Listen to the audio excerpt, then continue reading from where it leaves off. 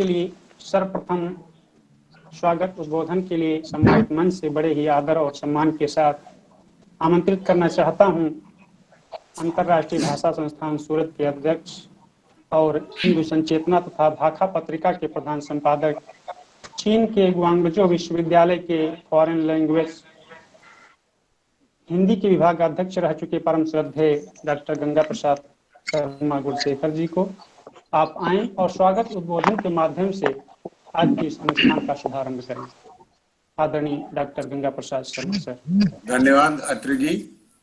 आज के इस सारस्वत अनुष्ठान के परम पूज्य अध्यक्ष महोदय प्रोफेसर गिरीश्वर मिश्र जी, परम आदरणीय आज के मुख्य अतिथि महोदय एम्बेसडर साहब अखिलेश मिश्र जी,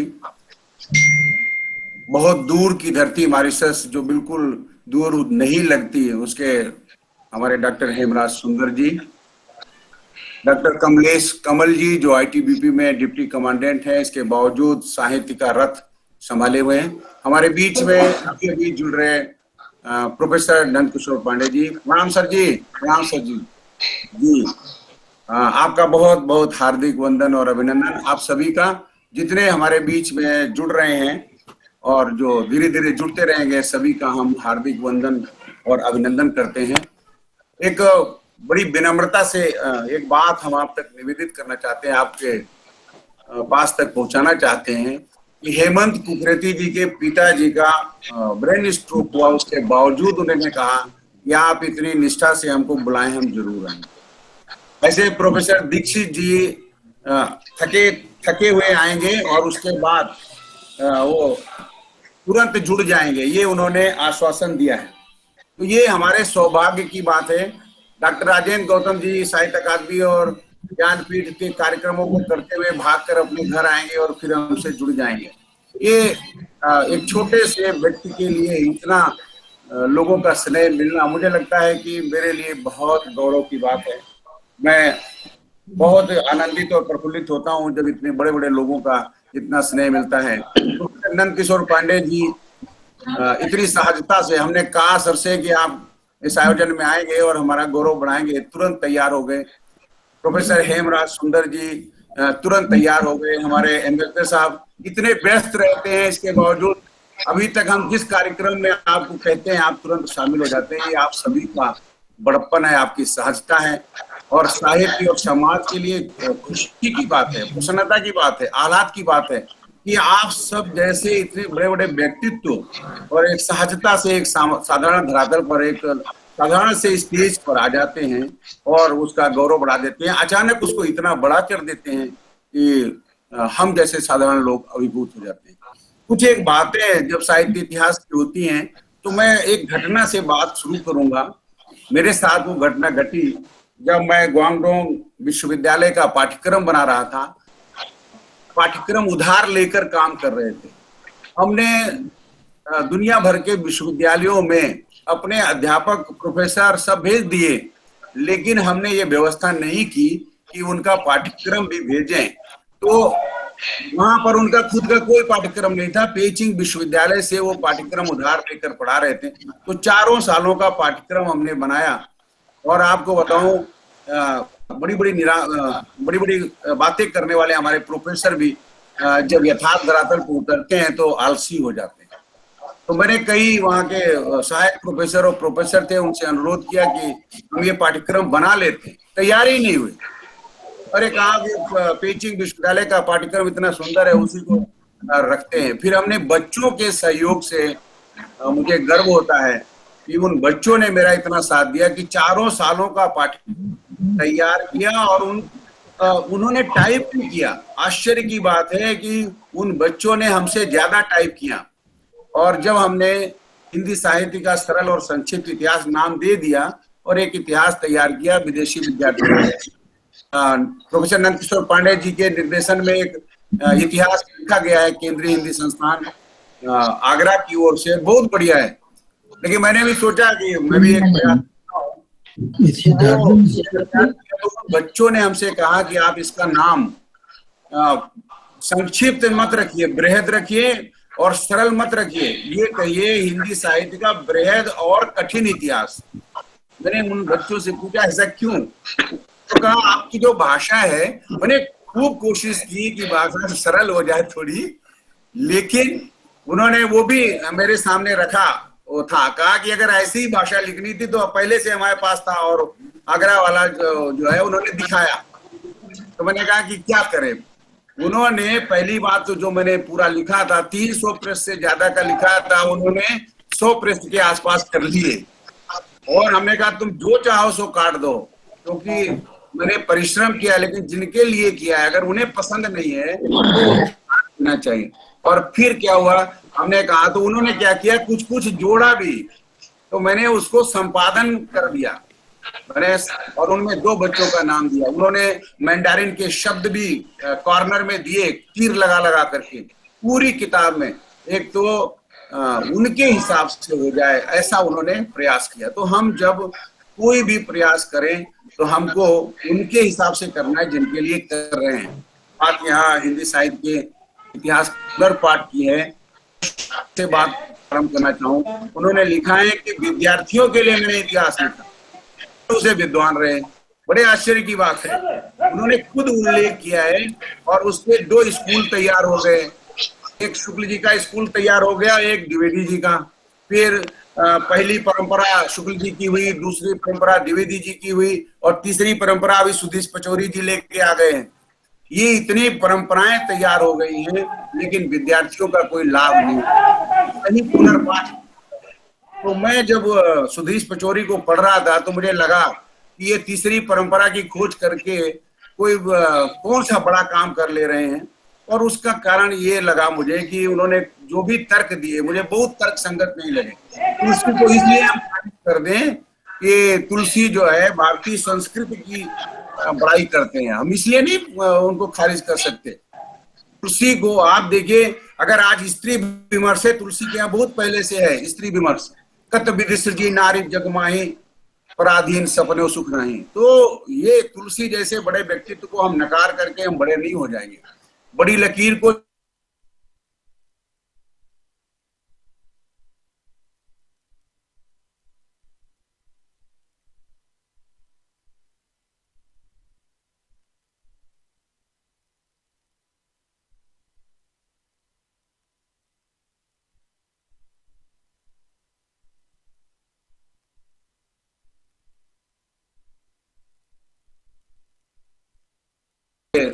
न्याय नहीं कर पाए जो कबीर के साथ।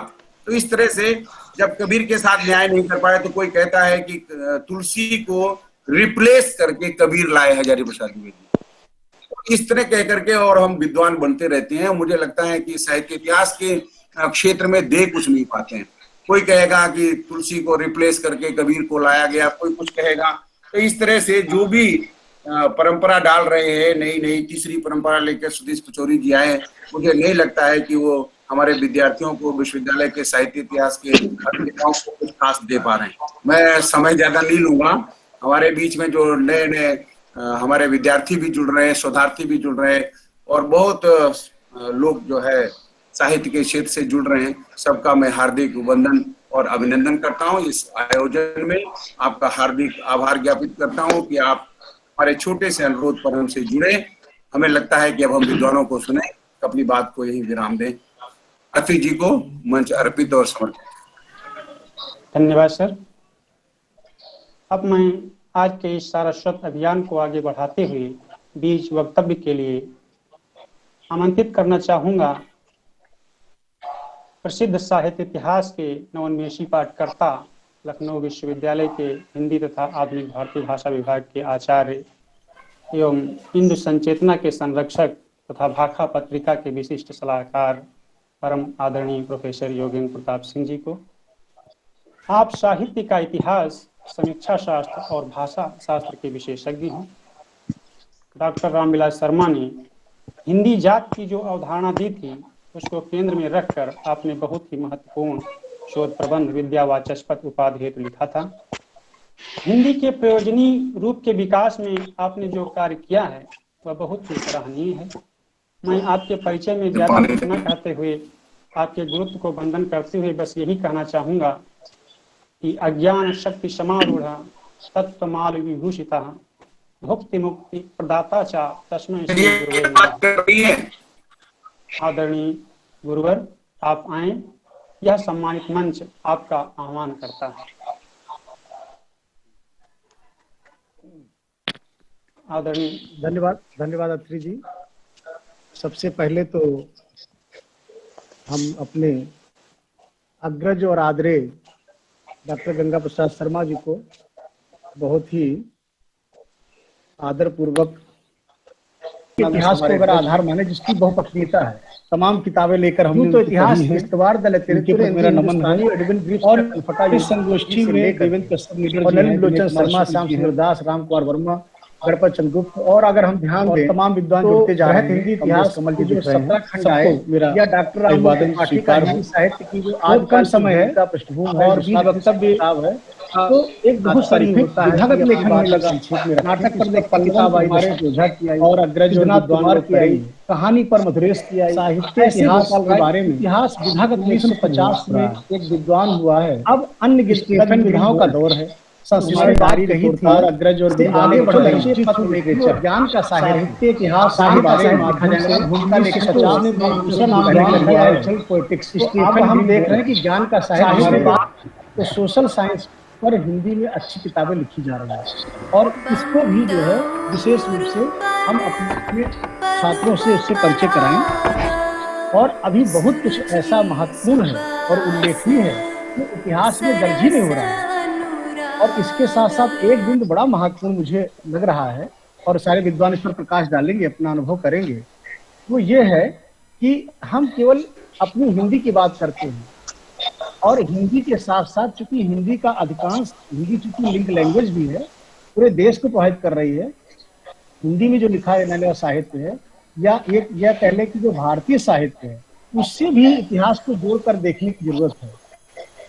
हमारे जो हिंदी के शोध छात्र होते हैं, उनको केवल हिंदी का ज्ञान न ही रहे, उनको परिचय भारतीय साहित्य से भी कराया जाए, पूरे भारतीय वाङ्मय से, एक जो बहुत स्तरीय, क्लासिकल स्तरीय और बहुत ज्यादा जो रेखांकित करने योग्य है, जिसको आजकल राष्ट्रीय शिक्षा नीति में वैल्यू एडेड कहते हैं, तो वैल्यू एडेड से भी जोड़ने की जरूरत है। बहुत कम समय है, शायद 10 मिनट में 4-6 मिनट चले गए हैं मेरे, तो उसमें मैंने एक संदर्भ लिया है।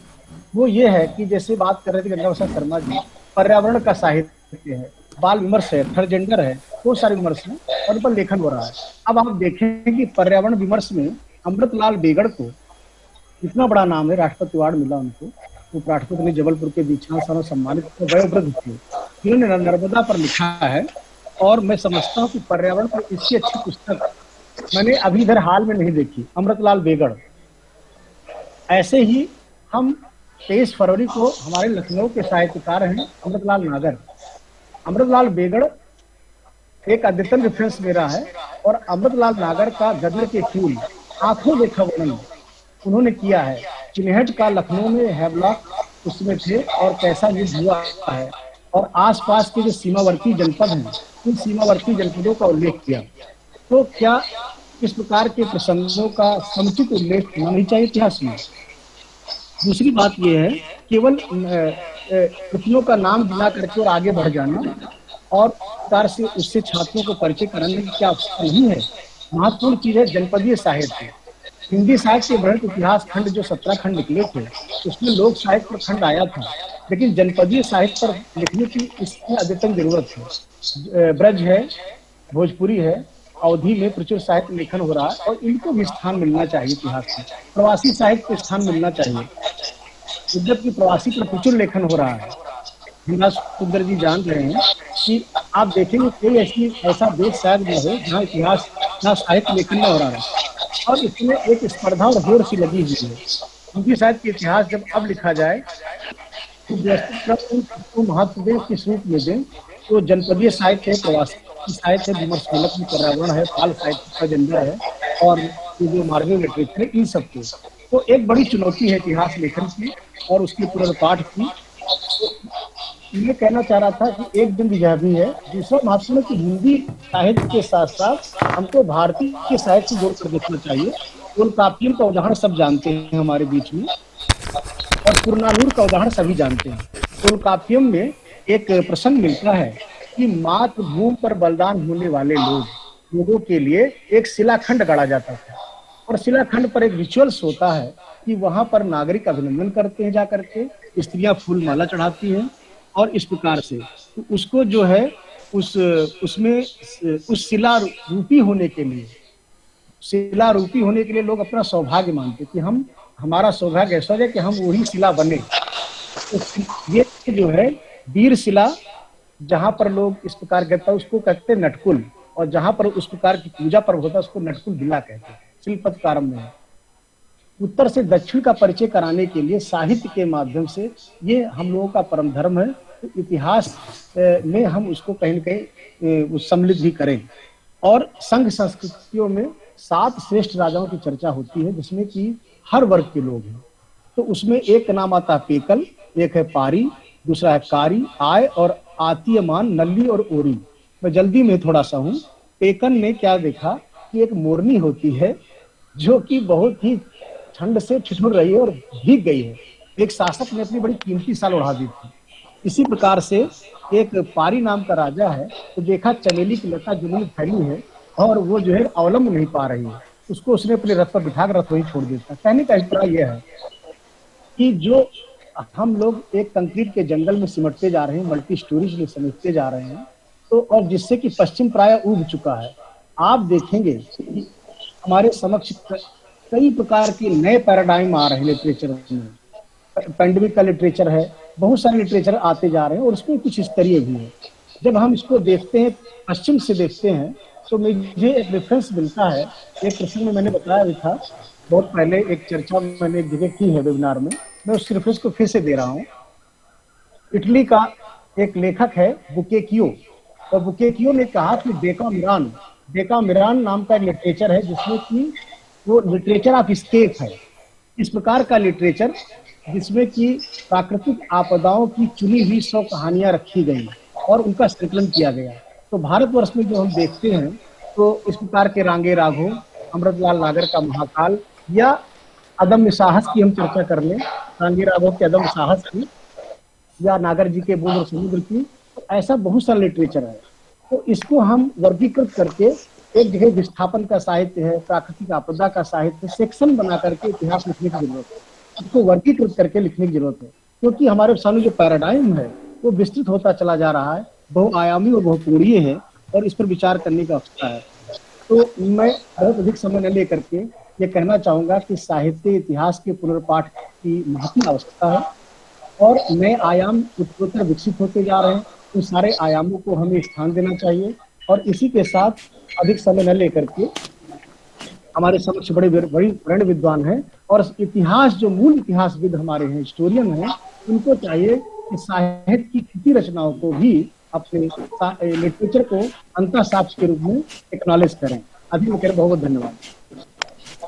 धन्यवाद सर।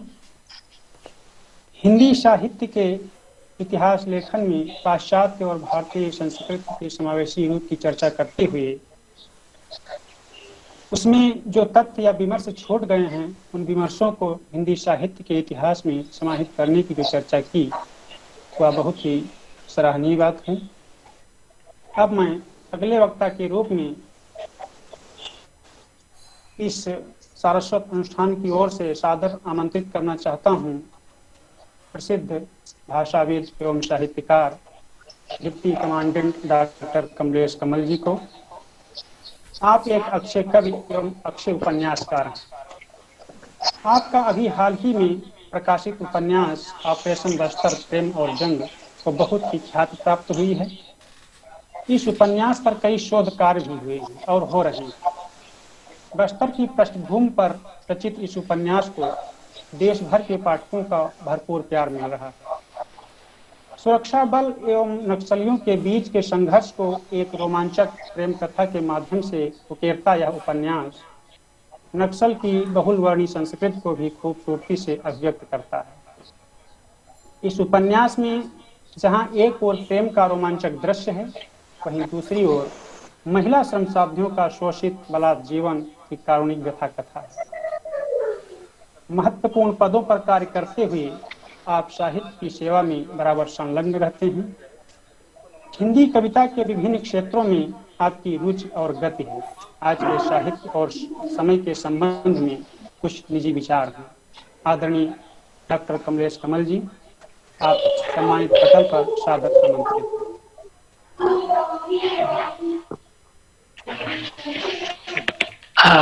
धन्यवाद। और आप सभी सरस्वती के वरद पुत्रों का मैं अभिनंदन करता हूं। जिन तक मेरी आवाज अभी जा रही हो या आगे जिन तक मेरी आवाज पहुंचेगी, उन सब के अंदर अवस्थित परमात्मा को, उन सब के अंदर अवस्थित सरस्वती तत्व को मेरा प्रणाम है। आभार। मैं अधिक वक्त न लेते हुए सीधे विषय पर आऊंगा कि आज मैंने विषय चुना है साहित्य इतिहास की धूमिल रेख, संदर्भ और सीमाएं। चूंकि साहित्य इतिहास के पुनर्पाठ की चर्चा चल रही है, तो इसमें इस दृष्टि बिंदु से मैंने इसे देखने की कोशिश की है और मुझे लगता है कि इस पर विमर्श की आवश्यकता है। यूं तो साहित्य के गंभीर अध्येता इस चीज से एकमत हैं कि अभी तक साहित्य इतिहास की अवधारणा को लेकर के जो विमर्श होना चाहिए वह तो लगातार होते रहे, लेकिन साहित्य इतिहास का सम्यक, संतुलित और वैज्ञानिक निरूपण करने में हम बहुत सफल नहीं हो सके हैं। अगर साहित्य इतिहास की बात करें तो साहित्य इतिहास के परिक्षेत्र में साहित्य कितना, साहित्य का रकबा कितना है और इतिहास का रकबा कितना है, इस पर भी बहुत हद तक विमर्श हो सकता है। लेकिन यह इन सबसे पहले मैं एक बहुत जरूरी बात से बात शुरू करना चाहूंगा। साहित्य इतिहास जो, अगर साहित्य इतिहास को बड़े वृत्त, एक बृहद वृत्त की संकल्पना से देखें और किसी कालखंड को उसका एक चाप, इसका कोड ऑफ द सर्किल माने। हमने साहित्य इतिहास की कई रेखाएं खींची हैं, कई कालखंड खींच दिए हैं। इस काल की अवधारणा पर किसी साहित्य इतिहास की पुस्तक में व्यापक विमर्श हुआ हो यह मुझे ज्ञात नहीं है। सुधी वक्तागण या आगे जितने भी सुधी अध्येता हैं, अगर किन्हीं को भी ऐसी कोई पुस्तक मिली हो साहित्य इतिहास की जिसमें काल की अवधारणा पर व्यापक विमर्श हुआ हो, तो मेरा ज्ञान वर्धन करेंगे। सीमाएं बहुत हैं, बात चलती रहेगी, लेकिन यहाँ पर मुझे समीचीन लगता है कहना, सेंट ऑगस्टीन ने 4वीं शताब्दी में एक बात रखी थी। उन्होंने कहा था कि साहित्य की अगर काल की चर्चा हो, काल के बारे में मुझे कोई कहे तो मुझे काल के बारे में तो पता है, लेकिन कोई मुझे काल के बारे में समझाने कहे कि काल क्या है तो फिर मुझे पता नहीं है। तो काल की साहित्य इतिहास जिन काल खंडों को लेकर आगे बढ़ता है उस काल की अवधारणा पर ही बहुत विमर्श की संभावना है। लेकिन भारतीय अर्थ चिंतन में काल की अवधारणा जो एक सतत प्रवाह को लेकर के हम चलते हैं, या एक कल्प संज्ञक जो काल है यहाँ पर, उसके मूल में आवर्तन तत्व को रखा गया है। आवर्तन तत्व ही यहाँ काल चिंतन का मूल है। इसको लेकर 3 धाराएं चली। अगर हम देखें मोटे तौर पर तो 3 धाराएं चलती हैं काल को लेकर। एक जो इसे चक्रीय मानता है, दूसरा जो इसे एक दिक या रेखीय मानता है, और तीसरा जो इन्हें खंडों में बांटकर देखता है। आज आधुनिक मापदंडों पर इसे हम एक रेखीय मानकर चलते हैं, लेकिन काल के बारे में यह मानना पड़ेगा कि अगर हम इसे शाश्वत में देखें, क्योंकि यहाँ सनातन में शाश्वत की अवधारणा, शाश्वत में देखें तो काल की अवधारणा चक्रीय है, लेकिन उसे हम टुकड़ों में बांटकर देखते हैं तो यह रेखीय होता है। या ऐसा ही है कि अगर किसी सर्किल के किसी कोड को देखें, सर्कल बहुत बड़ा है, उसका कोड भी कहीं पर हमें स्ट्रेट लाइन में दिख सकता है। खैर, तो काल के अनंत प्रवाह में हर समय बृहद वृत्त में छोटे बिंदुओं पर काल अपनी तिर्यक रेखा में या टेंजेंट पर गति करता रहता है। जब हम साहित्य इतिहास को लेकर के विमर्श को आगे बढ़ाएं, हमें यह देखना पड़ेगा कि यह साहित्य इतिहास किस तरह से किन काल खंडों में विभाजित होता रहा काल के, और क्या वो रेखाएं सच में उनके संदर्भ जो रेफरेंस पॉइंट हैं उन पर कितना विमर्श हो पाया है। क्योंकि जो रेफरेंस पॉइंट्स हैं हमारे, उनको लेकर के भी बहुत विमर्श की गुंजाइश है। बहरहाल साहित्य इतिहास में हम यह देखें कि यह साहित्य कितना, इतिहास के कितना। साहित्य की इतिहास से दूरी या उससे लगाव, इसको लेकर आदिकाल से बहस चलती रही। पहले हमारे पास डेकार्टे जैसे लोग हैं जिन्होंने इसे परिकथा कहा, साहित्य को परिकथा कह दिया गया।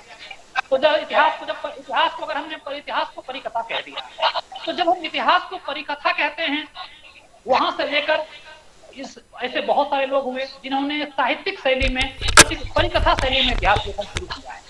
इसमें आप गिब्बन को देख लीजिए, कार्लाइल को देख लीजिए, इस मैकाले को देख लीजिए। इनके साथ ये खासियत रही, अगर ये लोग साहित्य इतिहास को इस तरह से लेकर के चलते हैं जैसे परिकथा है, तो ये इतिहास से अगर खारिज भी हो जाए तो साहित्य में टिकते हैं, रोचकता का तत्व प्रमुख होता है।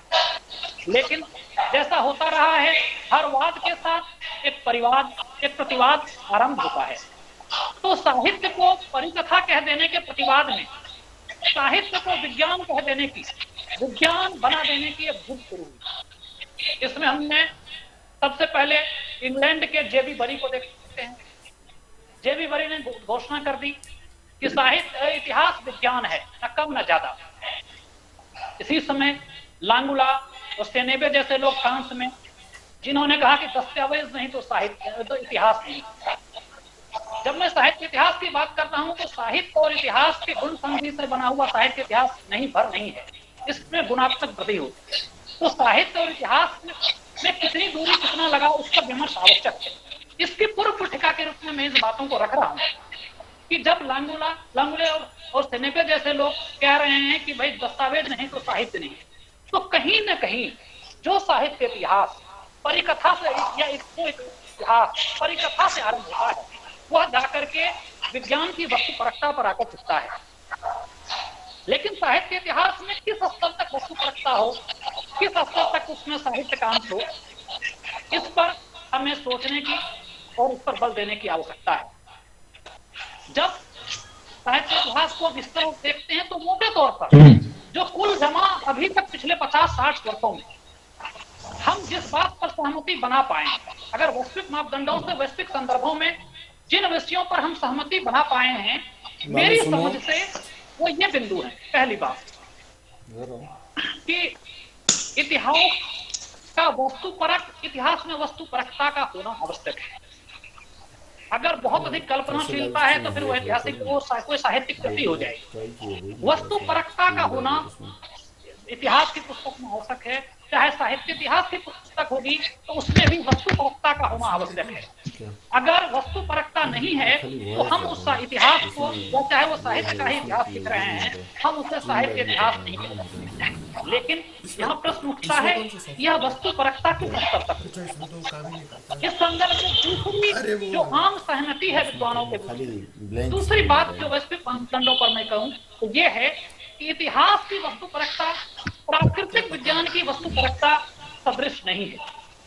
प्राकृतिक विज्ञान में जिस तरह से वस्तुपरकता होती है, हम सामाजिक विज्ञान या इतिहास में उसी स्तर की वस्तुपरकता नहीं लाते। साहित्य इतिहास लिखते समय भी अगर हम अत्यधिक वस्तुपरक होते हैं तो वहां पर बोझिल होने का खतरा बना रहेगा। इसलिए वह किस स्तर तक वस्तुपरक हो यह हमें देखना होगा। कुल मिलाकर इसमें मैं अगर थोड़ा दूसरे तरह से कहूं तो यह कहूं कि साहित्य इतिहास में या कला है, विज्ञान है, या साहित्य और इतिहास का होमोजेनियस या हेट्रोजेनियस कुछ मिक्सचर है, इस पर बहुत अधिक अध्ययन की गुंजाइश है। हमें यह देखना पड़ेगा कि यह क्या है। तीसरी चीज, जब कोई इतिहास लेखन करता है, उस इतिहास लेखक के उस क्या है, किस वाद प्रतिवाद से वह कितना प्रभावित है, इन चीजों को लेकर के उनकी जो मान्यताएं हैं वह उसके लेखन में, उसकी निष्पत्ति में दिख जाता है। तो अगर साहित्य इतिहास का हम अध्ययन कर रहे हैं तो यहाँ पर एक महत्वपूर्ण संदर्भ होगा कि जो साहित्य इतिहास लेखक है उसका भी बहुत हद तक हमें विश्लेषण करने की आवश्यकता होगी। हम इसे इस तरह से तोड़ करके नहीं देख सकते, उसे हम आइसोलेशन में नहीं देख सकते। हमें देखना पड़ेगा कि जो उसके रेफरेंस पॉइंट हैं वह क्या हैं। इसके अलावा जो खुद हर वाद की एक सीमा होती है, हर वाद की एक सीमा होती है, तो जो साहित्य इतिहास लेखन हुआ है उनकी सीमाओं में वो स्वयं से रेफरेंस पॉइंट हैं, इस पर भी बहुत विमर्श की आवश्यकता है। मैं उदाहरण देता हूँ। मान लीजिए कि प्रगतिवादी धारा लिखते हैं, ये किसी जो ने लिखा है, लेकिन क्या हमें यह विमर्श न होगा तो लेखन करने वाले ने क्या उसने बर्तन खुद धोए हैं, खाना बनाकर चाय बनाकर पत्नी पिलाया और खाना खिलाया और सब अपने लिखा उस साहित्य को स्त्रीवादी लेखन तो कर रहा है, उसका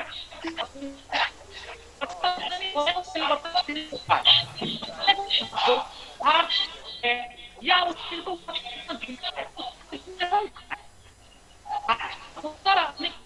हैं, तो हमें बिंदुओं पर भी तलाश करने की आवश्यकता है। आगे हम जरा हमारे जो संदर्भ है, जो हमारे संदर्भ हैं वो कहते हैं और इस संदर्भों की सीमाएं क्या है। बात है कि साहित्य को किस तरह से चिंता लेकर के चलते तो हम अंदर साहित्य जो समझ है वो थोड़े और बढ़े, ऐसा कुछ निकल कर सामने आए जो कि महत्व। तो मुझे लगता है कि साहित्य में के तौर पर नहीं जो मिलना चाहिए, कहीं न कहीं हमारे लेखन में मैं जब मैं कहता हूँ तो विनम्रता को कह रहा हूँ। अब मैं बात मुझे लगता है कि स्त्री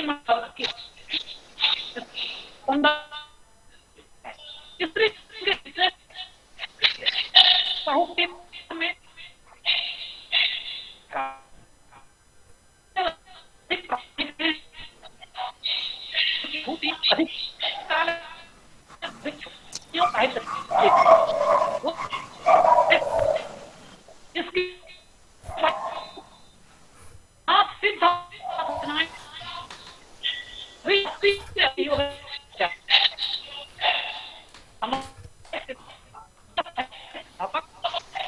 योजनाओं की चर्चा एक वाक्य में निपटा देते हैं।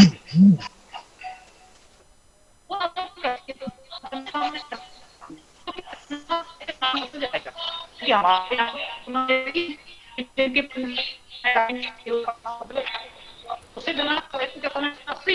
है, लेकिन उनकी रचनाएं काफी इसी तरह से भक्ति काल में जो भक्त पवित्रियां हैं उनकी संख्या हो जाती है। लेकिन हम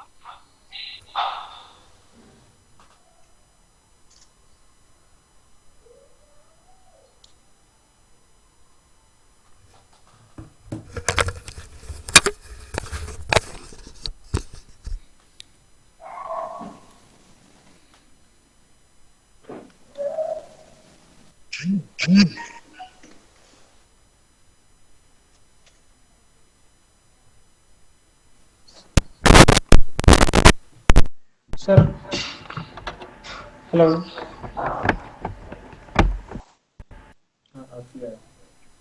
आवाज नहीं आ रही ना सर? हाँ, आवाज नहीं आ रही सर।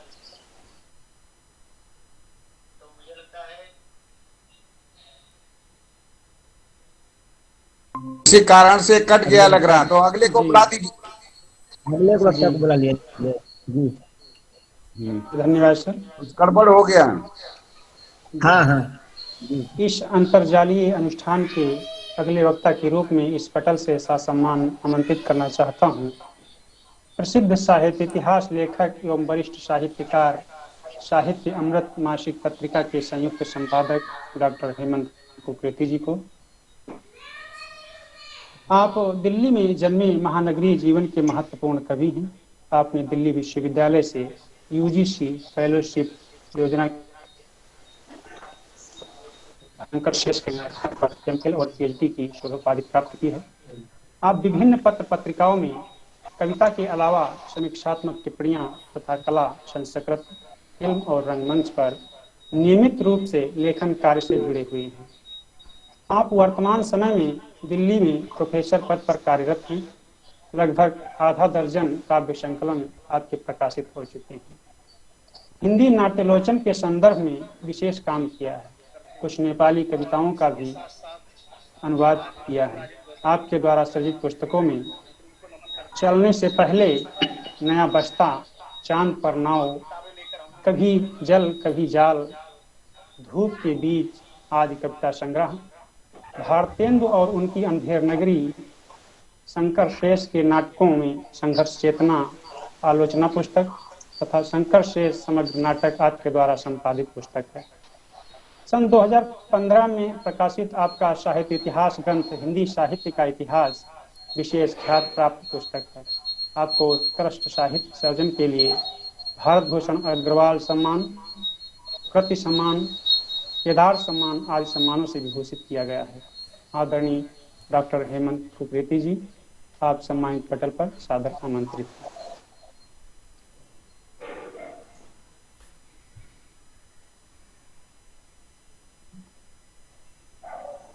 आदरणीय वो हॉस्पिटल में है तो शायद जुड़ नहीं पा रहे हैं, तो उनका नेटवर्क नहीं पकड़ पा रहा होगा। उनके पिताजी भर्ती हैं वहाँ हॉस्पिटल में, तो वहां से ही वो बात करेंगे। तो आप किसी और को बुला दीजिए आप अगले। जी, इस अंतर्जालीय संगोष्ठी के सम्मानित वेब मंच से अब मैं आमंत्रित करना चाहता हूं प्रसिद्ध साहित्य इतिहास लेखक एवं मनीषी चिंतक डॉक्टर हेमराज सुंदर जी को। आप मॉरिशस के गणमान्य हिंदी लेखकों में से एक हैं। भारतीय संस्कृत और साहित्य से बहुत गहरे स्तर पर जुड़े हुए हैं। भारत में आपका प्रायः आगमन होता रहता है। समकालीन हिंदी कविता, मानवीय संवेदना और युगबोध के विषय में आपके महत्वपूर्ण विचार हैं। आप बहुत विचारोत्तेजक भी हैं और संतुलित भी। आपके द्वारा प्रकाशित ग्रंथ और मुक्तक रचनाएं मेरे इस कथन के प्रत्यक्ष प्रमाण हैं। आपके द्वारा सृजित पुस्तकों में शीशे का सच, अश्वीकृत में उठे हाथ, सच्ची खबर, एक लघु ज्वालामुखी, चेतना, चुनौती आदि काव्य संग्रह तथा डॉक्टर मुनीश्वर लाल चिंतामणि एक समर्पित साक्षात्कार और माध्यमिक हिंदी निबंध आज गद्य पुस्तकें बहुत ही ख्यातिप्रद पुस्तकें हैं। आपको साहित्य सृजन के लिए अनेक प्रतिष्ठित सम्मानों से पुरस्कृत भी किया गया है। आदरणीय डॉक्टर हेमराज सुंदर जी, आपको यह मंच सादर आह्वान करता है।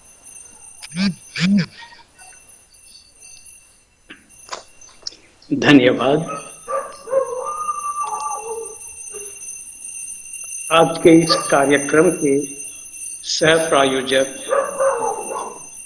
भाठा एवं इंदु संचेतना तथा भाषा शिक्षण संस्थान कोलकाता, आप लोगों के प्रति मैं अपना आभार प्रकट करता हूं।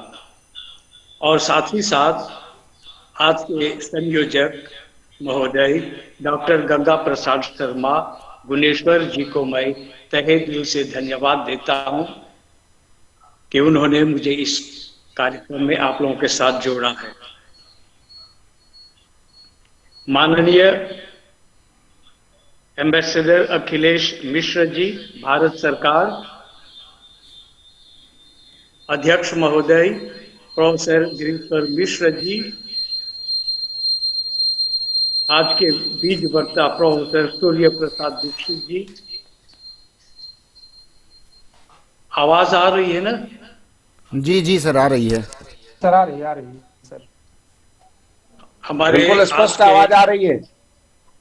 अतिथि वक्ता प्रोफेसर नंद किशोर पांडे जी, मुख्य वक्ता जिन्हें अभी हमने सुना प्रोफेसर योगेंद्र प्रताप सिंह जी, आज के अन्य सम्मानित वक्तागण डॉक्टर राजेंद्र गौतम जी, शैलेंद्रनाथ मिश्र जी, डॉक्टर कमलेश कमल जी, डॉक्टर हेमंत कुकरेती जी और आज के हमारे संचालक श्री ओम प्रकाश अत्री जी, मैं आप सभी को अपना प्रणाम निवेदित करता हूं।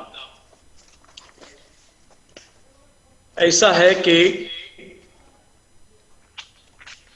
मॉरिशस में लिखा जाने वाला हिंदी साहित्य पर्याप्त समृद्ध है।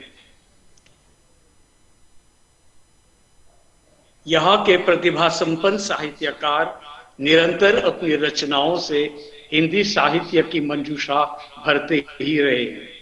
ये साहित्यकार अनेक विधाओं पर लिखने में सिद्धहस्त हैं। कुछ साहित्यकार तो ऐसे हैं जो साहित्य की अनेक विधाओं में लिखने में कुशल हैं। उनके पास उनकी अपनी शैली, अपनी अभिव्यक्ति शक्ति एवं स्वस्थ दृष्टिकोण है। मॉरिशस के हिंदी साहित्य में उपन्यास, कहानी, कविता, एकांकी, नाटक, लोक साहित्य, बाल साहित्य, यात्रा वर्णन, लेख और संस्मरण, पत्र पत्रिकाएं प्रकाशन, लघु कथाएं, आलोचना समालोचना, समीक्षा, साक्षात्कार, निबंध आदि शामिल हैं। मॉरिशस में जहां स्थापित साहित्यकार हैं, वहीं नई प्रतिभाओं का अंकुरन भी होता जा रहा है। मॉरिशस छोटा सा देश है, लेकिन यहाँ साहित्यकार सीमित, संकुचित और एक क्षेत्रीय नहीं है। मॉरिशसीय हिंदी साहित्य का भारतीय हिंदी साहित्य के साथ विधागत तुलना करने के पश्चात यह तथ्य सामने आता है कि मॉरिशस में हिंदी साहित्य की विभिन्न साहित्यिक विधाओं पर लिखा अवश्य गया है, और वह भी विशेषकर प्रमुख विधाओं पर, यथा उपन्यास, कहानी, नाटक, एकांकी नाटक, किंतु कोई दृष्टिगत नहीं होता है कि वह होता है, तो वह है गुणवत्ता का। विधाओं की कला को भी पर्याप्त प्रश्रय नहीं दिया गया है। अभिव्यक्ति कला और शिल्प विधान भी कुछ अंशों में उपेक्षित रहा है। मॉरिशस की अपनी सीमाओं में यह सब उचित भी है। यहाँ की आबादी 12 लाख के लगभग है। यद्यपि इसमें 70% भारतीय मूल के लोग हैं, किंतु हिंदी भाषियों की संख्या पर्याप्त नहीं है और साहित्यकारों की संख्या भी सीमित है। सफल और प्रखर लेखकों के नाम अपनी विशिष्टता के कारण स्मृति पटल पर अंकित हो जाते हैं। अभिमन्यु अनंत, रामदेव धुरंधर, डॉक्टर जगा सिंह, दीपचंद बिहारी, भानुमति नागदान, प्रहलाद रामशरण, अस्तानंद सदासिंह, डॉक्टर उदय नारायण गंगू, ब्रजेंद्र कुमार भगत मधुकर, महेश राम जियावन, मुनीश्वर लाल चिंतामणि, हेमराज सुंदर, गुजानंद लेमा आदि। 1835 से यहाँ भारतीयों का आगमन हुआ। 1900 तक वह अपने जीवन और अस्मिता की सुरक्षा के लिए जूझते रहे। 1968 में उसे स्वतंत्रता प्राप्त हुई। इसके पश्चात हिंदी भाषा भाषी लोगों में एक आत्मविश्वास जागा, अपनी सीमाओं, अपनी क्षमताओं को पहचाना और आज उनकी लेखनी गतिशील और सजग है। अतः उनके संक्रमण काल और कार्यकाल को देखते हैं तो यह कुल लगभग 200 वर्ष का है। उन्हें भारतीय हिंदी साहित्य की पृष्ठभूमि प्राप्त हुई है। संस्कार भारतीय है, आस्थाएं और विश्वास भारतीय है, भारतीय परंपराओं और रीतियों में विश्वास रखते हैं। अतः उनके संघर्ष काल से यदि 65 वर्ष घटा दिए जाए तो केवल 131 साल बचते हैं, जो उन्हें भारतीय हिंदी साहित्य के अध्ययन और मनन के लिए मिले हैं। इसी काल में उन्होंने हिंदी सीखी, पढ़ना और लिखना दोनों, हिंदी साहित्य विधाओं से परिचय प्राप्त किया, प्रेरणा प्राप्त की और विभिन्न विधाओं पर लिखना आरंभ किया।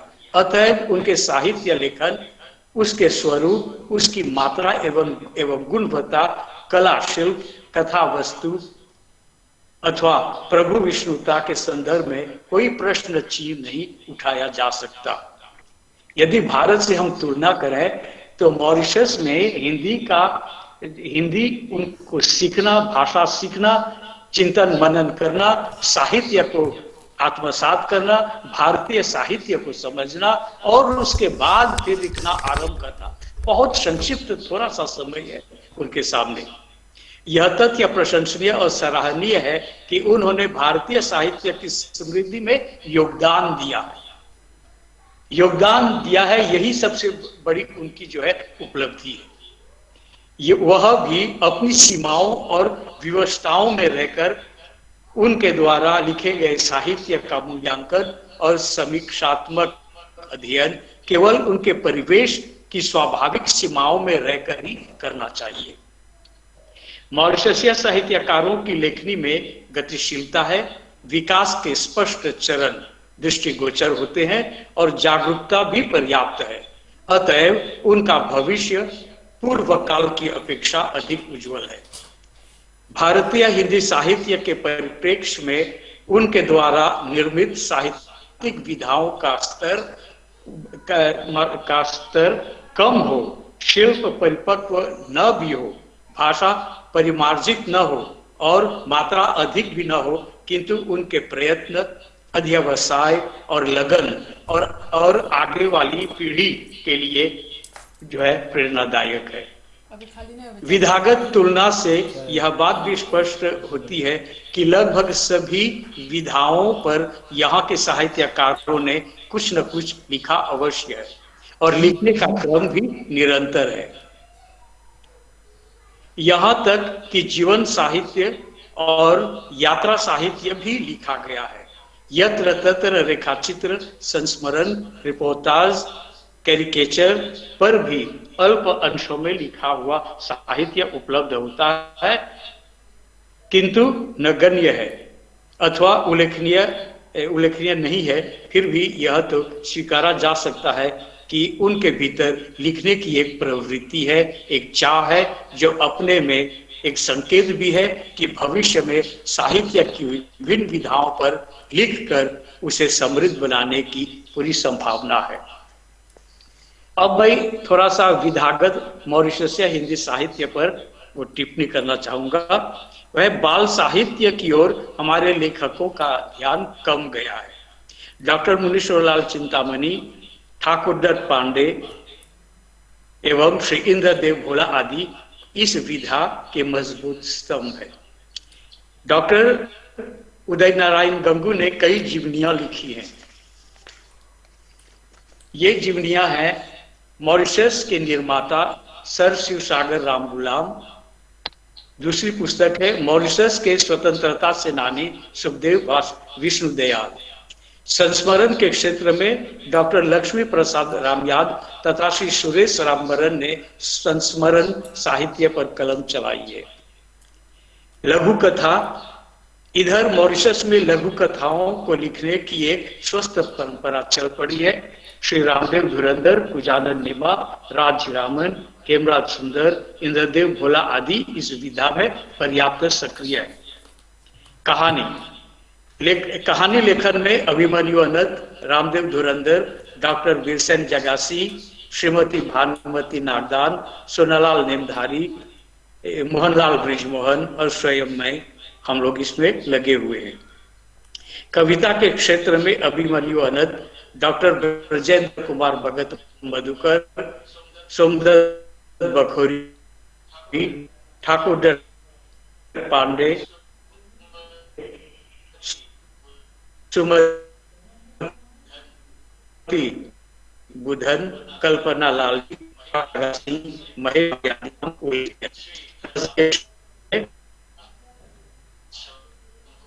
श्री धनराज शंभू और मुकेश के नाम पे साक्षात्कार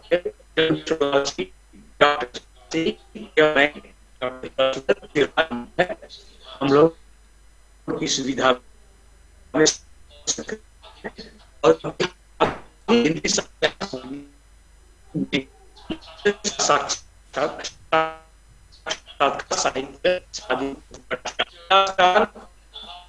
जो है उनका एक चलती अनुपमा और उपन्यास पसीना पर फिल्म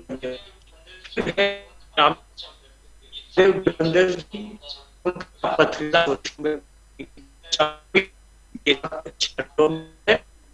और उनका एक और उपन्यास बनते बहुत सचित है। उनकी पुस्तक है गंगा की पुकार, जो 1972 में प्रकाशित हुई है। डॉक्टर जागासी भारत के आमने सामने, यह उनका यात्रा वृत्तांत है। प्रहलाद रामशरण ने डॉक्टर शिवसागर रामगुलाम की राजस्थान यात्रा लिखकर जो है यात्रा वृत्तांत को समृद्ध किया है।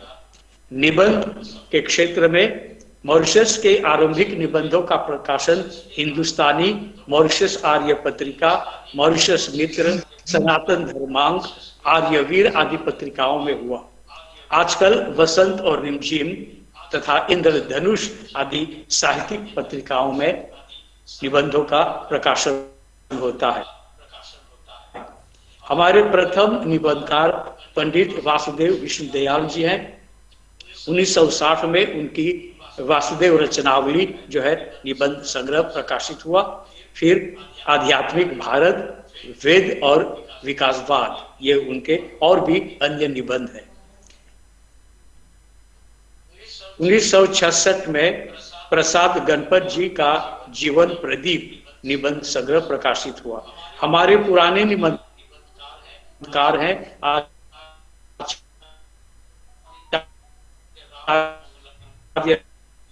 राममणि त्रिपाठी जी, अनिरुद्ध वर्तमान में डॉक्टर किशोरलाल चिंतामणि निबंध संग्रह प्रकाशित है। प्रहलाद रामशरण ने 1985 में 2 निबंध संग्रह प्रकाशित किए, मॉरिशस मंजूषा और मॉरिशस हिंद महासागर में एक नवोदित राष्ट्र। निष्कर्ष रूप में निबंध कला के क्षेत्र में अभी मॉरिशस के निबंधकारों का योगदान पर्याप्त नहीं है। नाटक एकांकी, श्री जयनारायण रॉय ने जीवन संगिनी 1941 में प्रकाशित किया, जिसे हिंदी प्रचारित सभा ने प्रकाशित किया है। इस नाटक के 3 अंक हैं। इसकी भाषा साधारण और शैली में प्रवाह है। 1951 में ब्रजेंद्र भगत के 2 एकांकी संग्रह प्रकाशित हुए, आदर्श बेटी तथा नवजीवन। ठाकुरदत्त पांडे, उनकी रचना है 5 एकांकी एक सपना, और ये नाटक जो है नाटक मॉरिशसीय पृष्ठभूमि पर लिखा गया है। 1986 में महेश राम जावन का 7 रंग एकांकी प्रकाशित हुआ। 1990 में अभिमन्युनंद के संपादन में मॉरिशस के हिंदी नाटक प्रकाशित हुआ। आस्थानंद सदासी, इनके 3 नाटक हैं, आवाज, तूतू और थूक दिया भविष्य पर। थूक दिया भविष्य पर नाटक में राजनेता के अवसरवादी और स्वार्थी होने का चित्र प्रस्तुत किया गया है। अभिमन्यु अनंत का गूंगा इतिहास, रोक रो कान्हा, भरत संभाई विशेष उल्लेख किया है। तो संक्षिप्त में मैं यहाँ पर ये कहना चाहूंगा कि मॉरिशस में कोई खास साहित्य इतिहास नहीं लिखा गया है। संक्षिप्त में मॉरिशस का इतिहास लिखा गया है, जिसमें चलते चलते साहित्य की चर्चा हुई है, भाषा की चर्चा हुई है थोड़ी बहुत, लेकिन साहित्य इतिहास का कोई पुस्तक इस तरह से प्रकाशित नहीं है। और अब मेरा ध्यान इस ओर गया है कि शायद मैं स्वयं अब इस क्षेत्र में उतरूं। मुझे प्रेरणा प्राप्त हुई है इस संगोष्ठी से कि मैं मॉरिशस का साहित्य इतिहास जो है उसको मैं लिखना आरंभ करूं। धन्यवाद। धन्यवाद सर। धन्यवाद। हिंदी के पनपते वीर वृक्षों को अंतर्राष्ट्रीय स्तर पर पुष्पित पल्लवित एवं रक्षण पोषण करने की जो बात आपने की वह बहुत ही श्लाघ्यगर्भित है। तभी रामस्वरूप चतुर्वेदी जी ने लिखा था कि संसार को समझना दर्शन का काम है, उसे बदलना राजनीति का। और उसकी पुनर्रचना करने का दायित्व साहित्य का है, जो आपके इस वक्तव्य से काफी सार्थक बैठता है। अब मैं इस वेब संगोष्ठी में हम अगले वक्ता के रूप में आमंत्रित करना चाहता हूँ प्रख्यात मनीषी चिंतक आदरणीय डॉक्टर शैलेंद्र नाथ मिश्र जी को। आप लाल बहादुर शास्त्री महाविद्यालय गोंडा में हिंदी विभाग के विभागाध्यक्ष हैं। आप जियारत रूप में लखनऊ विश्वविद्यालय से जुड़कर विद्यावाचस्पति उपाधि शोध कार्य किया। आपने शोध कक्ष का संचालन करते हुए शोध पत्रिका के प्रकाशन और सेमिनारों के आयोजन में जो योगदान दिया है वह काबिल तारीफ है। आपके द्वारा सभी पुस्तकों में महात्मा गांधी और हिंदी साहित्य, बाल कवि समानवीन सृजन के विविध आयाम, धर्मनिरपेक्षता का भारतीय परिप्रेक्ष्य और आज पुस्तकें बेहद ख्यातप्रद दे रही हैं। आपकी ललित निबंध संवेदना और शिल्प पुस्तक ललित निबंधों की प्रकृति, संवेदना और शिल्प को समझने के प्रयत्न का परिणाम है। ललित निबंधों की रम्यता के कारणों की छानबीन करती हुई जहां एक ओर यह उसके अंतर्वस्त्र के महत्व पर प्रकाश डालती है, वहीं निबंधों की बनावट एवं बुनावट की बारीकी को उद्घाटित करने का सफल प्रयास करती है। इसके अलावा आपके आलेख और शोध पत्र देश की विभिन्न पत्र पत्रिकाओं में छपते रहे हैं। आदरणीय डॉक्टर मिश्र जी, आप आए, आपका यह अंतरजालीय पटल सादर आह्वान करता है। बहुत बहुत धन्यवाद भैया। आवाज आ रही है? जी सर, आ रही है। आ रही, बहुत साफ आ रही है। बहुत सुंदर, बहुत सुंदर। सबसे पहले तो मैं डॉक्टर गंगा प्रसाद शर्मा जी, जो गुरशेखर के नाम से साहित्य की दुनिया में जाने जाते हैं, उनको मैं उनका आभार व्यक्त करूंगा। इन्होंने इस अंतर्राष्ट्रीय वेद मंच में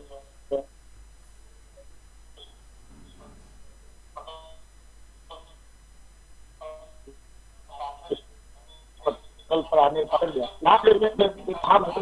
इतिहास की कितनी जो है उपलब्धियां हमारे पास हैं और कितनी भी हमें ग्रहण करनी है, इसी पर हम लोग बातचीत करने के लिए यहाँ पर आए हैं। मैं साहित्य का विद्यार्थी हूँ, अध्यापक भी हूँ, लेकिन मैं साहित्य के इतिहास से भी संतुष्ट नहीं हो पाया। साहित्य के इतिहास को क्या, इतिहास को ही समझने के जितने उपक्रम हमने किए, वो अभी तक पूरी तरीके से ये कह पाने में हम लोग सक्षम नहीं है कि हमने किसी चीज का बेहतर इतिहास लिखा है। इतिहास क्या है और साहित्य के संदर्भ में जब हम इतिहास की बात करते हैं तो साहित्य के इतिहास की बात करते हैं। अभी हमारे पहले के विद्वानों में तमाम लोग जो है इस बात पर चर्चा कर रहे थे। हमें जो बिंदु रखना है वो 2-3 बिंदु हैं। हमारी जानकारी में जो हमने इतिहास पढ़ा, आचार्य शुक्ल के पहले के जो 9 प्रयास किए गए इतिहास सीमा लेखन के, आचार्य शुक्ल के उपरांत लगभग 250 इतिहास हमारे पास लिखे आए। इन्हीं क्रम में 2 खंडों में, 3 खंडों में और 16 खंडों में ऐसे इतिहास भी आए। इन इतिहासों के क्रम में जहाँ व्यक्तिगत प्रयास हुए, वहीं पर सामूहिक इतिहास लेखन का भी उपक्रम किया गया। जो हमारे पास लिखित प्रमाण थे, साक्ष्य थे, उनको छोड़ करके हमने मौखिक इतिहास लेखन भी किया। अंतर्राष्ट्रीय महात्मा गांधी हिंदी विश्वविद्यालय से मिलान जी का जो है 4 खंडों में हिंदी का मौखिक इतिहास भी सामने आ गया। एक बात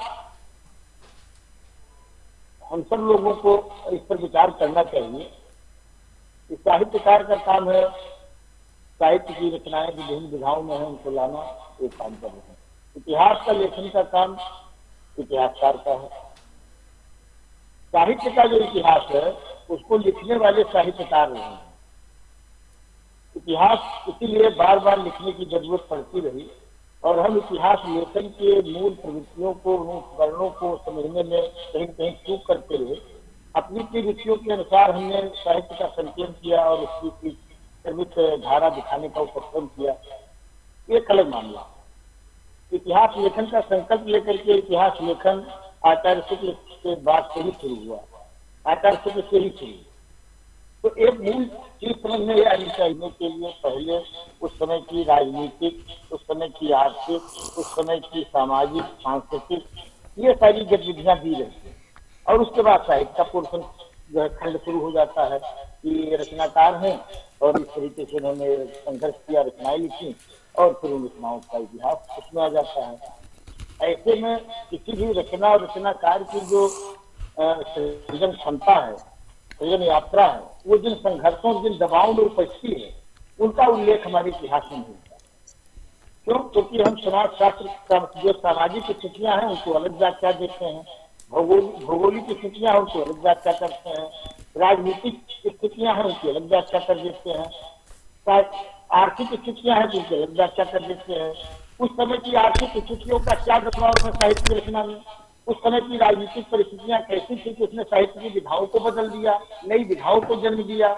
उस समय की जो सामाजिक व्यवस्था थी, उस व्यवस्था में कैसे भोग विलास आगे आ गया।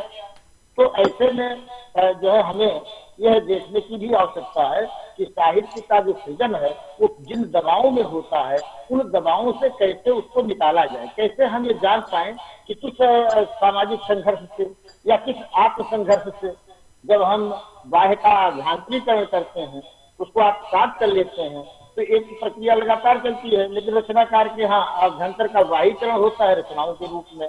ऐसे में जो विभिन्न दबाव हमारे ऊपर आते हैं, जैसे अर्थशास्त्र का, अर्थ का दबाव हमारे जीवन के केंद्र में है और हम अगर चाहें तो उससे मुक्त नहीं हो सकते हैं।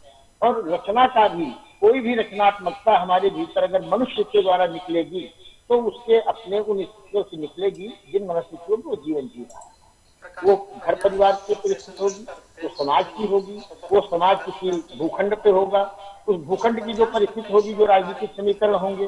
तो ऐसे में हमें इतिहास को, रचनाओं के जन्म लेने की जो भूमि है, उस उर्वरा भूमि को पहचानने की जरूरत है। इतिहास वहां छुपा है। तो रचना के पूर्व हम विभिन्न सामाजिक, सांस्कृतिक, राजनीतिक, भौगोलिक जो भी स्थितियां हैं उनको लेकर के भी ये काम कर सकते हैं। अलग से भी हम काम कर सकते हैं। जब हम इतिहास में देखते हैं कि मध्यकाल में क्या आर्थिक स्थितियां रही हैं, तो हम अलग अलग कालों में आर्थिक दबाव भी देख सकते हैं कि साहित्य में जो है आर्थिक क्या दबाव रहे हैं, राजनीतिक। ऐसे में जो अलग अलग साहित्य की बात आती है कि सामाजिक से जुड़ा हुआ राजनीतिक साहित्य, आर्थिक साहित्य, उस साहित्य से हमारा तात्पर्य नहीं। हमारा तात्पर्य यह है कि जो दबाव व्यक्ति के ऊपर आएंगे, रचनाकार व्यक्ति है, मनुष्य है, उसके ऊपर जो दबाव पड़ेंगे उन दबावों से रचना निकलेगी।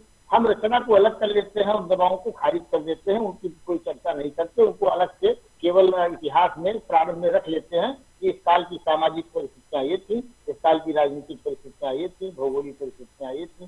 तो ऐसे में हमारा साहित्य का इतिहास उस पक्ष से कट जाता है, लगता है कि दोनों अलग अलग है। इसलिए बच्चों को इतिहासकार, इतिहास के नाम पर रचनाकारों के नाम और उनकी रचनाएं केवल उनके स्मरण में रहती हैं, उस समय की परिस्थितियां नहीं रहती। तो रचनाकार से रचना की यात्रा तभी संभव है जब कोई अर्थव्यवस्था तभी खुलेगी जब हम रचना से रचनाकार की यात्रा करें। तो रचनाकार के यहाँ पहुंच करके हम हर रचना के गर्भगृह में जा करके वहां उसके नालबद्ध जो है वहां से उस चीज को पकड़ सकते हैं। जिस समाज में हम रह रहे हैं उसमें दो चीजें मैं और बताना चाहूंगा। एक तो हर रचनाकार किसी न किसी भूगोल में है। वो भूगोल उसका घर हो सकता है, वो घर किसी मोहल्ले में होगा, वो मोहल्ला किसी ब्लॉक में होगा और जनपद में होगा। मैं अंतिम इकाई, अपनी पहली इकाई जनपद मान रहा हूँ।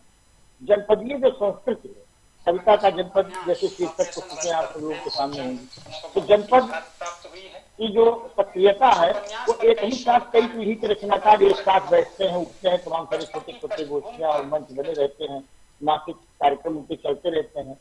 उनके साहित्य के मूल्यांकन, उनका जो इतिहास है उसमें हम देखते हैं कि एक साथ कई पीढ़ियों के लोग एक ही समय में रखते हुए रचना कर रहे हैं। लेकिन जनपदीय इतिहास का मूल्यांकन, साहित्य के इतिहास का मूल्यांकन कैसे किया जाए, इस पर इतिहास मौन है, इतिहासकार मौन है। फिर जनपद की जो धारा है साहित्य की, उसको हम मुख्य धारा के हिंदी साहित्य में कैसे लेकर आए, इस पर भी कोई प्रस्ताव नहीं, कोई विचार नहीं, कोई विवेक नहीं।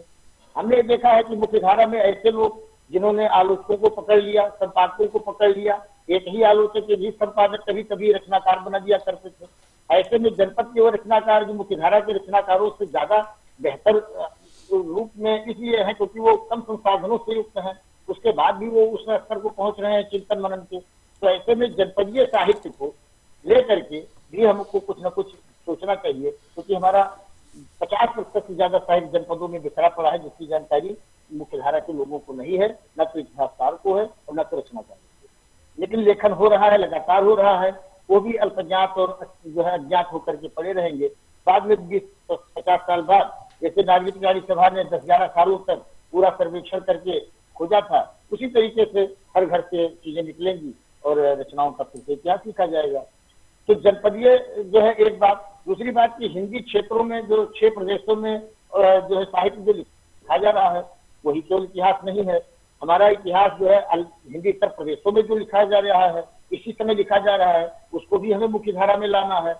जो बाहर प्रवासी साहित्य है, जिसका भी मॉरिशस से जो है एक विद्वान पूरी बात वहां बता ही रहे थे, तो ऐसे में अलग अलग देशों में, अलग अलग प्रदेशों में जो हिंदी तर क्षेत्र, उनके साहित्य को भी हमें इसी समय इस इतिहास के साथ हमें जोड़ना चाहिए, जो हम अपने हिंदी साहित्य की मुख्य धारा का इतिहास लिखते हैं। इसमें एक बड़ा जो है एक परिवर्तन और आया है। अभी मुझे एक शोध कार्य कराने का अवसर मिला था अंतर्जाल पर उपलब्ध हिंदी साहित्य की विवेचना के संदर्भ में। तो अंतर्जाल एक अलग दुनिया है।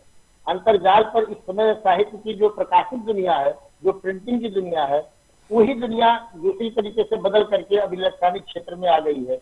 यहाँ पे कोई भी विधा, कोई भी कार्य ऐसा नहीं है जो प्रिंट में होता हो और इलेक्ट्रॉनिक माध्यम में न हो। अंतर्जाल पर इस समय जो हमारा साहित्य है वो फेसबुक की कविताओं का प्रकाशन हुआ, अभी उसका प्रिंट भी निकाल लिया गया। कई ग्रुपों ने अपना जो है साहित्य लगातार लिखा और इस तरीके से तत्काल जो है लिखना, तत्काल उसका प्रकाशन हो जाना, फिर इलेक्ट्रॉनिक माध्यम में और फिर उसका प्रिंट माध्यम में आ जाना। तो लगातार साहित्य को हम सुरक्षित रखने का उपक्रम इस माध्यम में कर ले पा रहे हैं, इसमें कोई शक नहीं। लेकिन जो हमारे ब्लॉग लिखे जा रहे हैं, जो हमारी कविताएं लिखी जा रही हैं, जो नाटक आ रहे हैं, जो उपन्यास आ रहे हैं, जो कहानियां आ रही हैं, जो कुछ और माध्यम आ रहे हैं, जैसे यही एक माध्यम हमको मिल गया वेबिनार का, जहां हम सेमिनार करते थे, वहीं आज हमको एक नया माध्यम मिला हुआ है जो हमें अंतर्राष्ट्रीय स्तर पर तत्काल हो रहा है और तत्काल हम उससे जुड़ भी रहे हैं।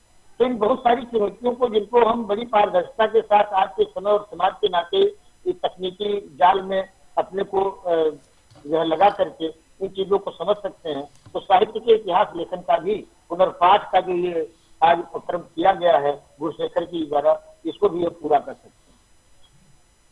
इतिहास लेखन के संदर्भ में एक चीज और समझनी होगी कि अगर हम कालक्रम के अनुसार चीजों को इकट्ठा कर पाए, जैसे हम कोई तारीख बना ले और तारीख के आधार पर लगातार देखें कि जो है तमिल में क्या लिखा गया, जो है उर्दू में क्या लिखा गया, मराठी में क्या लिखा गया, एक ही दिन का साहित्य, एक दिन के साहित्य की संकल्पना करके एक दिन के साहित्य का इतिहास अगर हम भारत की विभिन्न भाषाओं का, विभिन्न अखबारों में, विभिन्न पत्र पत्रिकाओं में, या एक महीने का अगर समकालीन इतिहास लिखने में कोई जो है व्यक्ति, कोई संस्था, कोई ग्रुप सक्षम हो जाए, जो इस समय हो सकता है, तो बहुत बड़ा काम होगा इतिहास के क्षेत्र में। अभी भी बहुत सारी समस्याएं हैं इतिहास लेखन को लेकर के, नामकरण की एक रूपता नहीं है, कालों को लेकर के विद्वानों को बड़ा मतभेद है, विभिन्न जो है चीजों को लेकर के जो आरोपण है कि ये इनकी रचना है, इनके नाम से छाप दी गई, इनका ऐसा है, बहुत सारे ऐसे अवरोध अब आपको साहित्य के इतिहास में दिखाई पड़ेंगे। इसलिए चिंता का विषय तो है, लेकिन चिंतित नहीं होना है, चिंतन करके आगे बढ़ करके गुरशेखर जी के साथ कदम से कदम मिलाकर और अपनी लेखनी को तैयार रखना है, क्योंकि इसके बाद मुझे लगता है कि साहित्य के इतिहास की कमियों को ढूंढने वाले व्यक्ति की जो दूसरी गति होगी वो यही होगी कि उसको उस कमी को पूरा करना। तो जिन कमियों को निकालने का साहित्य के इतिहास में हमारे विभिन्न विद्वान आज इसमें करा रहे हैं और अंतर्राष्ट्रीय स्तर के विद्वानों ने तमाम सारी कमियों को साहित्य के इतिहास के संदर्भ में देखा सुना होगा। तो निश्चित तौर पर यह एक बड़ा उपक्रम हम लोगों के हिंदी साहित्य के इतिहास की एक नई संरचना, नई संकल्पना को लेकर के सामने आएगी, क्योंकि अब बहुत सारे इतिहास के पक्ष जो अधूरे थे वो खुल चुके हैं, इतिहास दृष्टि जो है चीज उभर करके सामने आ चुकी है। इसलिए इतिहास लेखन कोई मनोरंजन का विषय नहीं रह गया है। आज इस मंच पर, इस पटल पर आने के लिए आपने मुझे अवसर दिया, बहुत बहुत धन्यवाद। बहुत सारी बातें भी हमको और भी करनी थी, लेकिन मैं अपने समय सीमा को जानता हूँ और ये चर्चा चली है तो साहित्य के इतिहास के पुनर्लेखन पर, उसके पुनर्पाठ पर लगातार विचार करके और हम एक मुकम्मल इतिहास को पाने का प्रयास करेंगे। गुरशेखर जी के नेतृत्व में। बहुत बहुत धन्यवाद। धन्यवाद सर। साहित्य इतिहास पर आयोजित इस कार्यक्रम में आपने बहुत ही सारगर्भित वक्तव्य दिया। आपने साहित्य इतिहास लेखन में यह स्वीकार किया है कि इतिहास और साहित्य दोनों समांतर चलें और दोनों आज आधुनिक वैज्ञानिक प्रतिमानों पर खरे उतरते चलें। डॉक्टर शिव कुमार मिश्र ने अपनी पुस्तक भक्ति काव्य और लोक जीवन में लिखा था कि इतिहास की गति के अपने नियम होते हैं, वह हमारी आकांक्षाओं और सदिक्षाओं के अनुरूप आगे नहीं बढ़ा करता।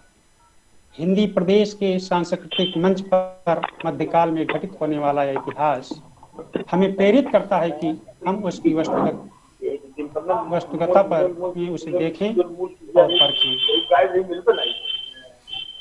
इस अनुष्ठान की अगली कड़ी के रूप में सादर आमंत्रित हैं प्रसिद्ध साहित्य इतिहास लेखक एवं वरिष्ठ साहित्यकार तथा दिल्ली विश्वविद्यालय के पूर्व प्रोफेसर प्रसिद्ध समाजसेवी डॉक्टर राजेंद्र गौतम जी। आप हिंदी साहित्य के कवि और समीक्षक और शिक्षक हैं। आपकी कई पुस्तकें प्रकाशित हो चुकी हैं और उन पर कई पुरस्कार भी प्राप्त हो चुके हैं। हरियाणा में हिंदी भाषा साहित्य के विकास में आपकी महती भूमिका रही है। ललित निबंधों के क्षेत्र में आपके महत्वपूर्ण कार्य हैं। आपको 2018 में साहित्य द्वारा समाज सेवा के लिए लोकनायक जयप्रकाश नारायण अवार्ड से सम्मानित किया जा चुका है। आलोचना ग्रंथों में काव्य आस्वादन और साधारणीकरण, दृष्टिपात, पंथ के काव्य में अभिजात्यवादी और स्वतंत्रतावादी तत्व तथा हिंदी नवगीत, उद्भव और विकास आदि आपके प्रमुख ग्रंथ हैं। आदरणीय डॉक्टर राजेंद्र गौतम जी, आप इस सम्मानित पटल पर सादर आमंत्रित हैं। धन्यवाद प्रिय ओम प्रकाश शक्ति। मेरा ख्याल है आवाज मेरी आ रही होगी आप लोगों तक। जी सर, आ रही है। आदरणीय सूर्य प्रसाद दीक्षित जी के दर्शन हुए हैं, मैं उन्हें प्रणाम करता हूं। और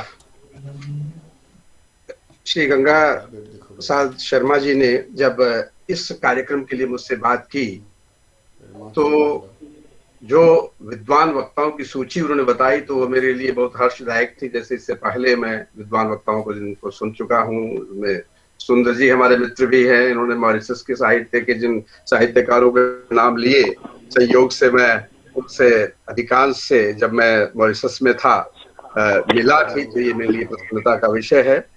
तो मैंने निवेदन यही किया था शर्मा जी से कि अच्छा, जिनके माइक ऑन है तो कृपया साथी गण इस माइक अपने म्यूट कर लेंगे तो आवाज गूंजेगी नहीं, और ये तकनीकी जो असुविधा पिछले आधे पौन घंटे मैंने अनुभव की है या 1 घंटे में, वो नहीं होगी। तो जिनके माइक म्यूट नहीं है वे मित्र यदि माइक अपना म्यूट कर लेंगे तो मेरी आवाज गूंजेगी।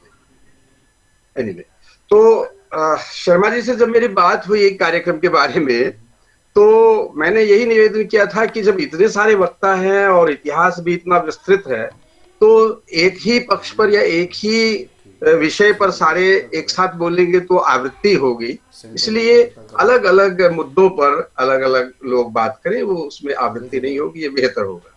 इसीलिए उनसे परामर्श करके मैंने जो चुना था विषय, वह जो समकालीन हिंदी कविता है और उसमें भी खासकर जो नवगीत कविता है उसको साहित्य में कितना दर्ज किया गया है और कितना नहीं दर्ज किया गया और कैसा होना चाहिए, यदि इस पर चर्चा हो साहित्य के इतिहास में तो वो बेहतर होगा। तो मैंने एक सीमित विषय को जानबूझकर इसलिए चुना है ताकि उस पर ठीक से बातचीत हो सके, और बातचीत बहुत लंबी तो हमें नहीं करनी है। वही 10 मिनट का विषय मुझे बताया गया समय, तो 10-12 मिनट में ही मैं अपनी बात खत्म कर लूंगा, ऐसी आशा है।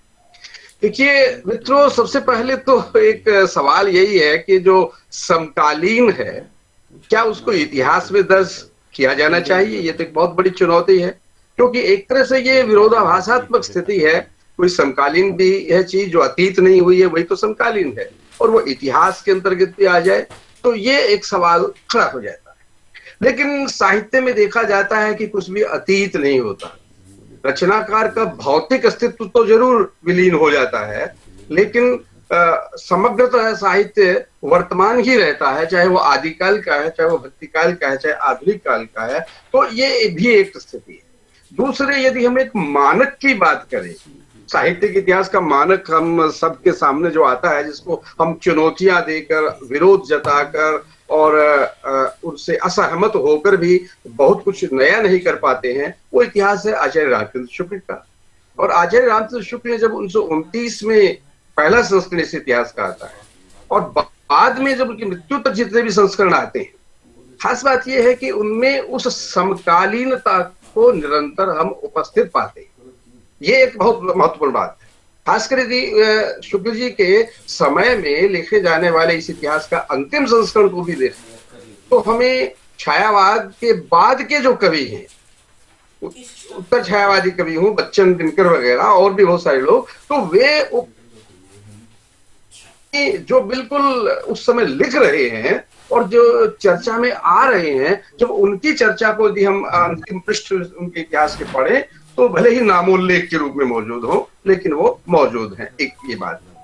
दूसरे, उसी काल में जब वो छायावाद पर पहले संस्करण में लिखते हैं और बाद वाले संस्करण में लिखते हैं, तो आपको एक अंतर साफ नजर आए कि लगता है शुक्ल जी अपने ही इतिहास का बार बार लेखन कर रहे हैं, पुनर्लेखन कर रहे हैं। हम इतिहास के पुनर्लेखन पर चर्चा जो कर रहे हैं, तो हमें इसका आदर्श तो शुक्ल जी में मिल जाता है, क्योंकि उन्होंने छायावाद पर पहले संस्करण में जो लिखा और बाद के संस्करण में जो लिखा, तो आप अंतर पाएंगे कि पंत और प्रसाद, खासकर पंत और प्रसाद पर उन्होंने विस्तार से चर्चा की है। शायद और वर्ष कुछ वो जी पाते तो महादेवी और निराला पर भी और लिखते और अन्य लिखते। ये तो काल की निर्ममता थी कि वो उन्हें हमारे बीच से ले गए, तो उनका काम अधूरा रहा। लेकिन यही एक विशेष ध्यान देने की बात है कि तुलसीदास पर 13 पृष्ठ हिंदी साहित्य के इतिहास में यदि हैं और पंत पर भी 13 पृष्ठ हैं,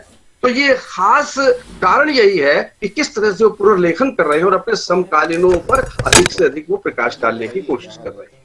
लेकिन विडंबना ये है कि छायावाद के बाद जो स्थिति होनी चाहिए थी इतिहास लेखन की, वो हमारे समकालीन इतिहास लेखकों में नजर नहीं आती।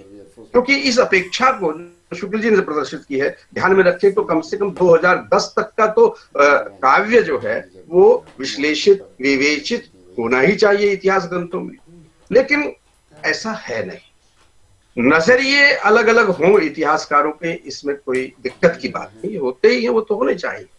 लेकिन दिक्कत की बात दूसरी है कि कुछ इतिहासकारों ने बहुत मनमानी का प्रदर्शन किया है।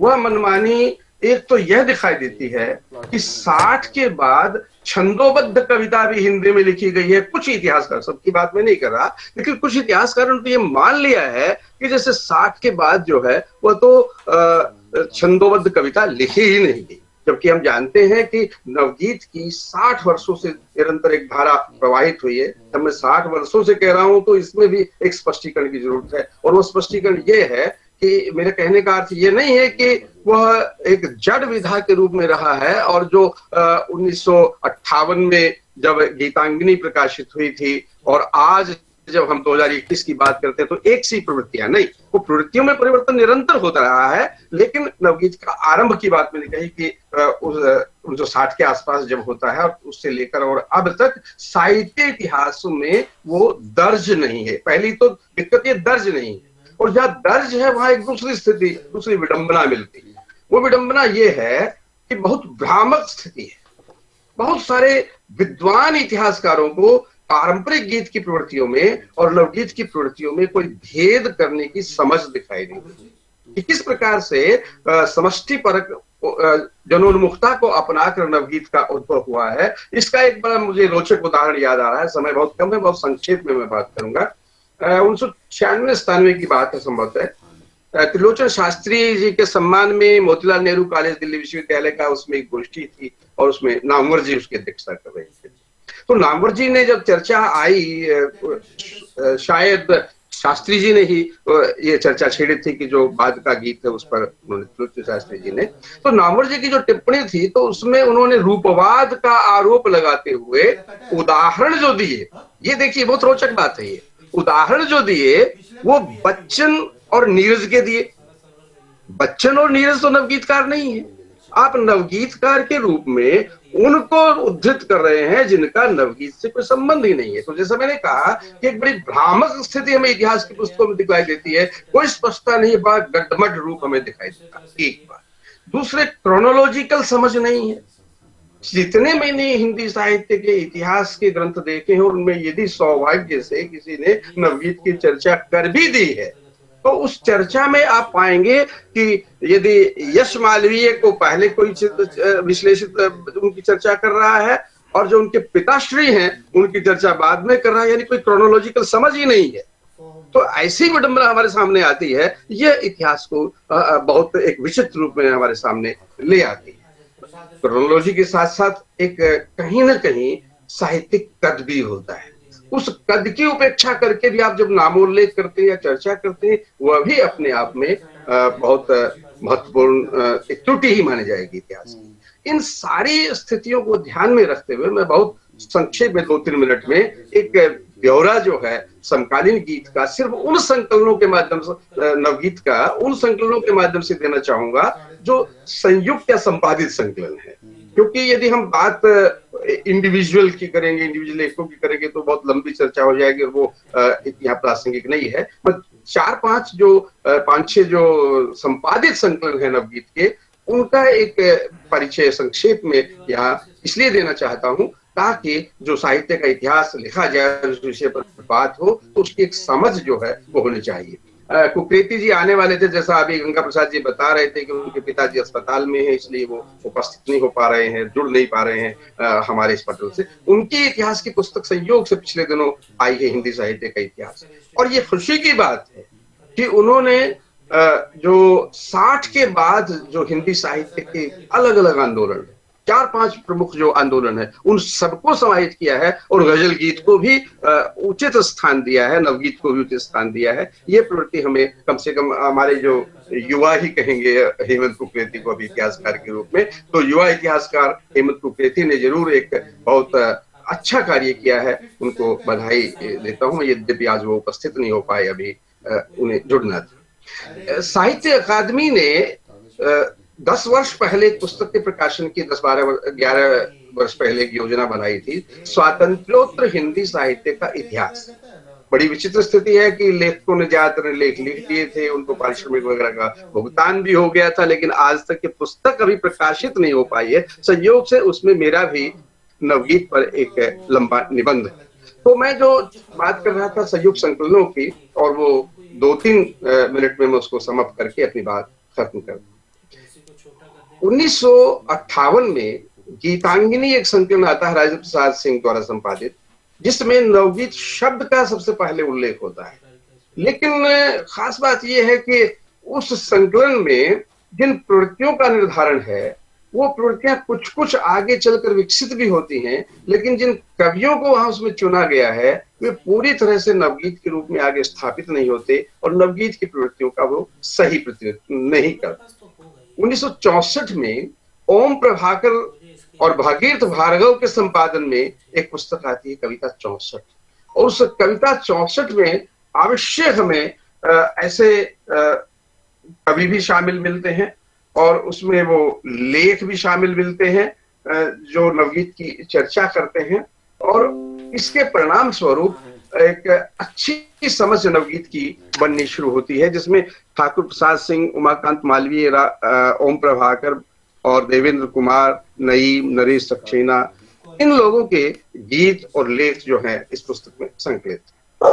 इसके बाद का अगला महत्वपूर्ण संकलन 5 जोड़ बांसुरी के नाम से आता है, और 5 जोड़ बांसुरी जो है इस संकलन की जो विशेषता है वह खास ये है कि जो लोक, ये 1969 में आता है चंद्रदेव सिंह के द्वारा संपादित, जो उस समय तक का, मैं बात कर रहा था कि 60 वर्षों के नवगीत का स्वर एक स्वर नहीं रहा है। पहला जो स्वर है, प्रधान स्वर है नवगीत का, वो लोक रंग का है, लोक जीवन के साथ जुड़ने का है, आंचलिकता का है। संयोग से 5 जोड़ बांसुरी में इसी को ज्यादा प्रमुखता मिली है, ज्यादा केंद्रित जो है गीत और लेख और जो संपादकीय चर्चा जो है वो उस लोक रंग पर ही ज्यादा उस पर टिकी हुई है, ज्यादा उसके साथ जुड़ी हुई है। लेकिन सबसे अधिक महत्वपूर्ण, सबसे अधिक विशिष्ट 4 संकलन है जिनकी चर्चा हमें करनी चाहिए। एक नवगीत दशक 1, नवगीत दशक 2, नवगीत दशक 3 और नवगीत अर्धशती। ये चारों संकलन शंभुनाथ जी द्वारा संपादित है और एक उन्होंने योजना जो बनाई थी, लंबे समय से उनकी योजना चल रही थी, उसमें उन्होंने दशकों को कवियों के जन्मदिन के जन्म वर्ष के आधार पर उन्होंने उसको संपादित किया। जैसे जो 1935 से पहले के जन्मे हुए कवि हैं उनको उन्होंने नवगीत दशक 1 में लिया, जो 35 से 45 के बीच के कवि हैं उसको उन्होंने नवगीत दशक 2 में लिया और 45 के बाद के जो कवि हैं वो तीसरे दशक में है। सौभाग्य से तीसरे दशक में मुझे भी शामिल किया गया और दीक्षित जी के शहर में महादेव वर्मा ने नवगीत दशक 3 का लोकार्पण किया था, तो ये सौभाग्य रहा।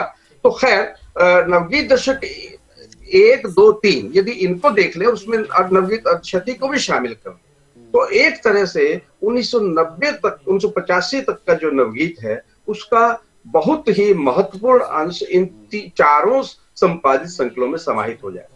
यदि आप स्वातंत्र्योत्तर हिंदी कविता की चर्चा कर रहे हैं और उसमें इन 4 संपादित संकलनों का, शंभुनाथ जी द्वारा संपादित संकलनों का उल्लेख नहीं करते हैं, तो मुझे लगता है कि हम इतिहास के साथ दुराग्रह का को अपना रहे हैं या फिर हम पूर्वाग्रह को अपना रहे हैं या पक्षपात को अपना रहे हैं, ये बात साफ हो जाएगी। इसलिए यदि हम साहित्य इतिहास हिंदी कविता का लिखते हैं तो कम से कम ये जो 4 संकलन जो हैं ये बहुत अधिक विशेष है, बहुत अधिक महत्वपूर्ण है, इनको शामिल किया जाना जरूरी है क्योंकि वो नवगीत की समझ हमारे सामने पैदा करते हैं। कवियों की भी चर्चा करें तो पहले दशक में नईम, सोम ठाकुर, देवेंद्र शर्मा इंद्र, देवेंद्र कुमार, भगवान स्वरूप सरस, उमाकांत मालवीय, शिव बहादुर सिंह भदौरिया, रामचंद्र चंद्रभूषण, ठाकुर प्रसाद सिंह और स्वयं शंभुनाथ सिंह शामिल। और इसी तरह से जो दूसरा दशक है उसमें भी मैं संक्षेप में आपको बता दूं कि गुलाब सिंह और उमाशंकर तिवारी और अनूप अशेष तथा कुमार रविंद्र जैसे कई श्रेष्ठ जो नवगीतकार हैं वो शामिल हैं। तीसरे दशक में भी बुद्धिनाथ मिश्र हैं, कुमार शिव हैं, मैं उसमें शामिल हूँ और कई लोग, सुधांशु उपाध्याय हैं, विजय किशोर मानव है, योगेंद्र शर्मा है, तो ये एक दिनेश सिंह है, विनोद निगम है, इस तरह से। और जो चौथा संकलन की मैं बात कर रहा हूँ अर्धशती, अर्धशती में क्योंकि नवगीत दशकों को निकालते समय शंभुनाथ जी ने कुछ शर्तें अपनी बनाई हुई थी, कुछ उन्होंने कहा था कि ये चीजें हैं तो हम इन कवियों को शामिल करेंगे, नहीं तो कई मतभेदों के कारण उन्होंने छोड़ दिया। लेकिन जो 81 नवगीतकारों का नवगीत अर्धशती संकलन 1985 में निकालते हैं वो व्यापक है और उसमें निराला से लेकर और 1985 तक जो प्रतिनिधि नवगीतकार हैं उन सबको शामिल कर लिया गया है। मैं समापन कर रहा हूं अपनी बात का यह कहते हुए कि ये नवगीत की धारा इसलिए विशेष है कि जिस निराला ने 1947 से लेकर 61 तक अंतिम कविता को छोड़कर सिर्फ गीत लिखे हैं और उस गीत में खेत जोत कर घर आए हैं या बाण कूटता है या बीती विभावरी शीत की, इतने कृषि और कृषक संबंधी गीत लिखे हैं।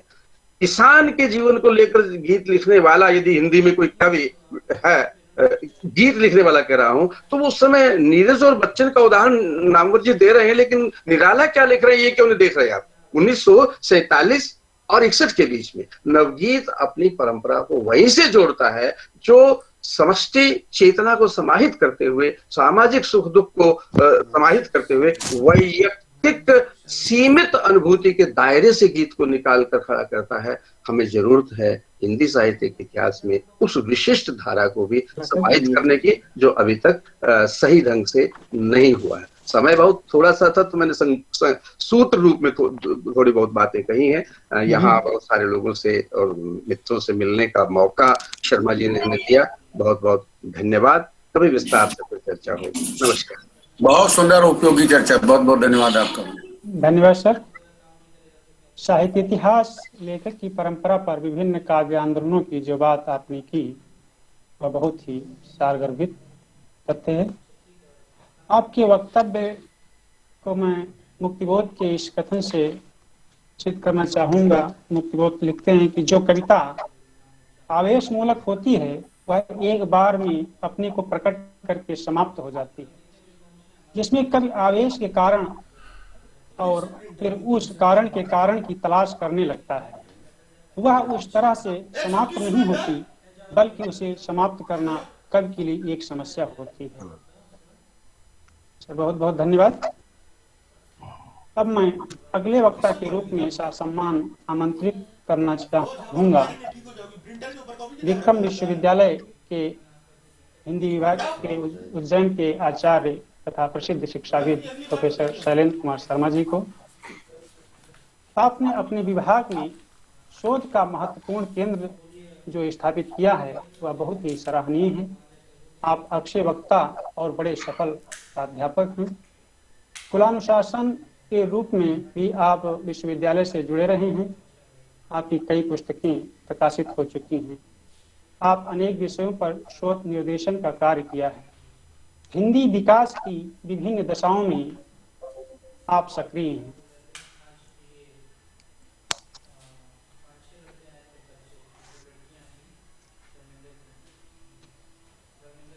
दिखाई नहीं दे रहे। अत्रि जी उनका संपर्क नहीं हो पा रहा है, तो हमारे कुकरेती जी उपस्थित हैं और आपको अस्पताल में भी काम है, तो कुकरेती साहब को बुला दीजिए। बड़े आदर पूर्वक इतना आप परिचय दे चुके हैं कुकरेती जी का, चाहे तो आप फिर से परिचय दें ताकि कुकरेती जी भी सुने कि आपने परिश्रम किया है, आपके बारे में ढूंढा है। और कुकरेती साहब भी अस्पताल से आ रहे हैं, तो कृपया इनको बुला दें, थोड़ा परिचय जरूर दें। अत्रि जी डाल दो पर्सनल। हेलो, माफी चाहूंगा सर, वो डिस्कनेक्ट हो गया था। जी सर।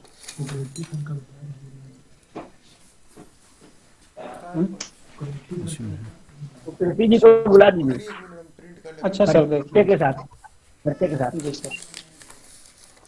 इस अंतर्जालीय अनुष्ठान के अगले वक्ता के रूप में इस पटल से सम्मान आमंत्रित करना चाहता हूँ प्रसिद्ध साहित्य इतिहास लेखक एवं वरिष्ठ साहित्यकार, साहित्य अमृत मासिक पत्रिका के संयुक्त संपादक डॉक्टर हेमंत कुकरेती जी को। आप दिल्ली में जन्मे महानगरीय जीवन के महत्वपूर्ण कवि हैं। आपने दिल्ली विश्वविद्यालय से यूजीसी फेलोशिप योजना के अंतर्गत भारतेंदु और शंकर शेष के नाटकों पर एमफिल और पीएचडी की शोधोपाधि प्राप्त की है। आप विभिन्न पत्र पत्रिकाओं में कविता के अलावा समीक्षात्मक टिप्पणियां तथा कला, संस्कृत, फिल्म और रंगमंच पर नियमित रूप से लेखन कार्य से जुड़े हुए हैं। आप वर्तमान समय में दिल्ली में प्रोफेसर पद पर कार्यरत हैं। लगभग आधा दर्जन काव्य संकलन आपके प्रकाशित हो चुके हैं। हिंदी नाट्यालोचन के संदर्भ में विशेष काम किया है। कुछ नेपाली कविताओं का हिंदी में अनुवाद भी किया है। आपके द्वारा सृजित पुस्तकों में चलने से पहले, नया बस्ता, चांद पर नाव, कभी जल कभी जाल, धूप के बीच आदि कविता संग्रह, भारतेंदु और उनकी अंधेर नगरी, शंकर शेष के नाटकों में संघर्ष चेतना आलोचना पुस्तक तथा शंकर शेष समग्र नाटक आपके द्वारा संपादित पुस्तक है। सन 2015 में प्रकाशित आपको साहित्य इतिहास ग्रंथ हिंदी साहित्य का इतिहास विशेष ख्याति प्राप्त पुस्तक है। आपको उत्कृष्ट साहित्य सृजन के लिए भारत भूषण अग्रवाल सम्मान, प्रति सम्मान, केदार सम्मान आदि सम्मानों से विभूषित भी किया गया है। आदरणीय डॉक्टर हेमंत कुकरेती जी, आप इस सम्मानित पटल पर सादर आमंत्रित हैं। नमस्कार। पहले तो मैं माफ़ी चाहूँगा, मैं नहीं समय पर उपस्थित हो सका क्योंकि समस्या ही कुछ ऐसी थी, लेकिन मैंने आदरणीय अग्रज डॉक्टर गौतम का वक्तव्य सुना और हमेशा की तरह ऊर्जा से भरा हुआ वक्तव्य था। कई सारी चीजें जानने को मिली। जहां तक इतिहास लेखन की बात है, वो थोड़ा सा मैं उसके बारे में आपको अपने अनुभव बताना चाहूंगा। आवाज आ रही है? हेलो? हाँ, आ रही है। जी सर, आ रही है सर। क्योंकि वो इस समय जहां मैं हूँ लैपटॉप नहीं है मेरे पास, फोन से ही मैं संपर्क कर पा रहा हूँ जी। तो राजेंद्र भाई जानते हैं, बिना किसी दुराग्रही शब्द में कहूंगा, वो इतिहास विद्यार्थियों को दिए गए नोट्स की तरह ही है जो मेरा इतिहास है, और किसी से परहेज नहीं किया गया है, ना विचारों से, न रचनाओं से, न विधाओं से। तो जहां तक उसकी बात है, जो कुछ चीजें उन्होंने बताई कि खास करके क्योंकि उनका जो वक्तव्य था वो गीत और नवगीत को केंद्र में रखकर दिया गया था। ऐसी समस्या खास करके जो बताई उन्होंने कि क्रमबद्धता नहीं मिलती, ये तमाम इतिहासकारों में है। इतिहासकारों ने ये चीजें की हैं। शुक्ल जी भी उनसे ये हो चुका है। तो मुझे कई बार ये लगता है कि चाहे क्रमबद्धता हो, बल्कि मैं इससे कुछ और आगे जाना चाहूंगा। बहुत कम ऐसे इतिहास मुझे दिखाई दिए हिंदी साहित्य के जिसमें विमर्श और उनका रचनात्मक प्रतिफलन, इसको समानांतर रखकर बात की गई हो। क्योंकि देखिए, बिना विमर्श के या कहें कि रचना के केंद्र में अगर विमर्श नहीं होगा तो रचना होगी नहीं। विचारों को होना तो जरूरी है। जो ये कहते हैं कि विचार शून्यता ही असली रचना की पहचान है, ये इन दिनों खूब चला है कि विचार क्या होता है, विचार तो राजनीति होती है। लेकिन अगर ऐसा करें तो सारे मध्यकाल से लेकर सारी रचनाओं को हमें खारिज करना पड़ेगा, क्योंकि विचार तो उनके यहाँ भी। और अगर हम उसको राजनीति ही कहें तो राजनीतिक विचार तो तुलसी के यहाँ भी हैं, कबीर के यहाँ भी हैं, ठीक है।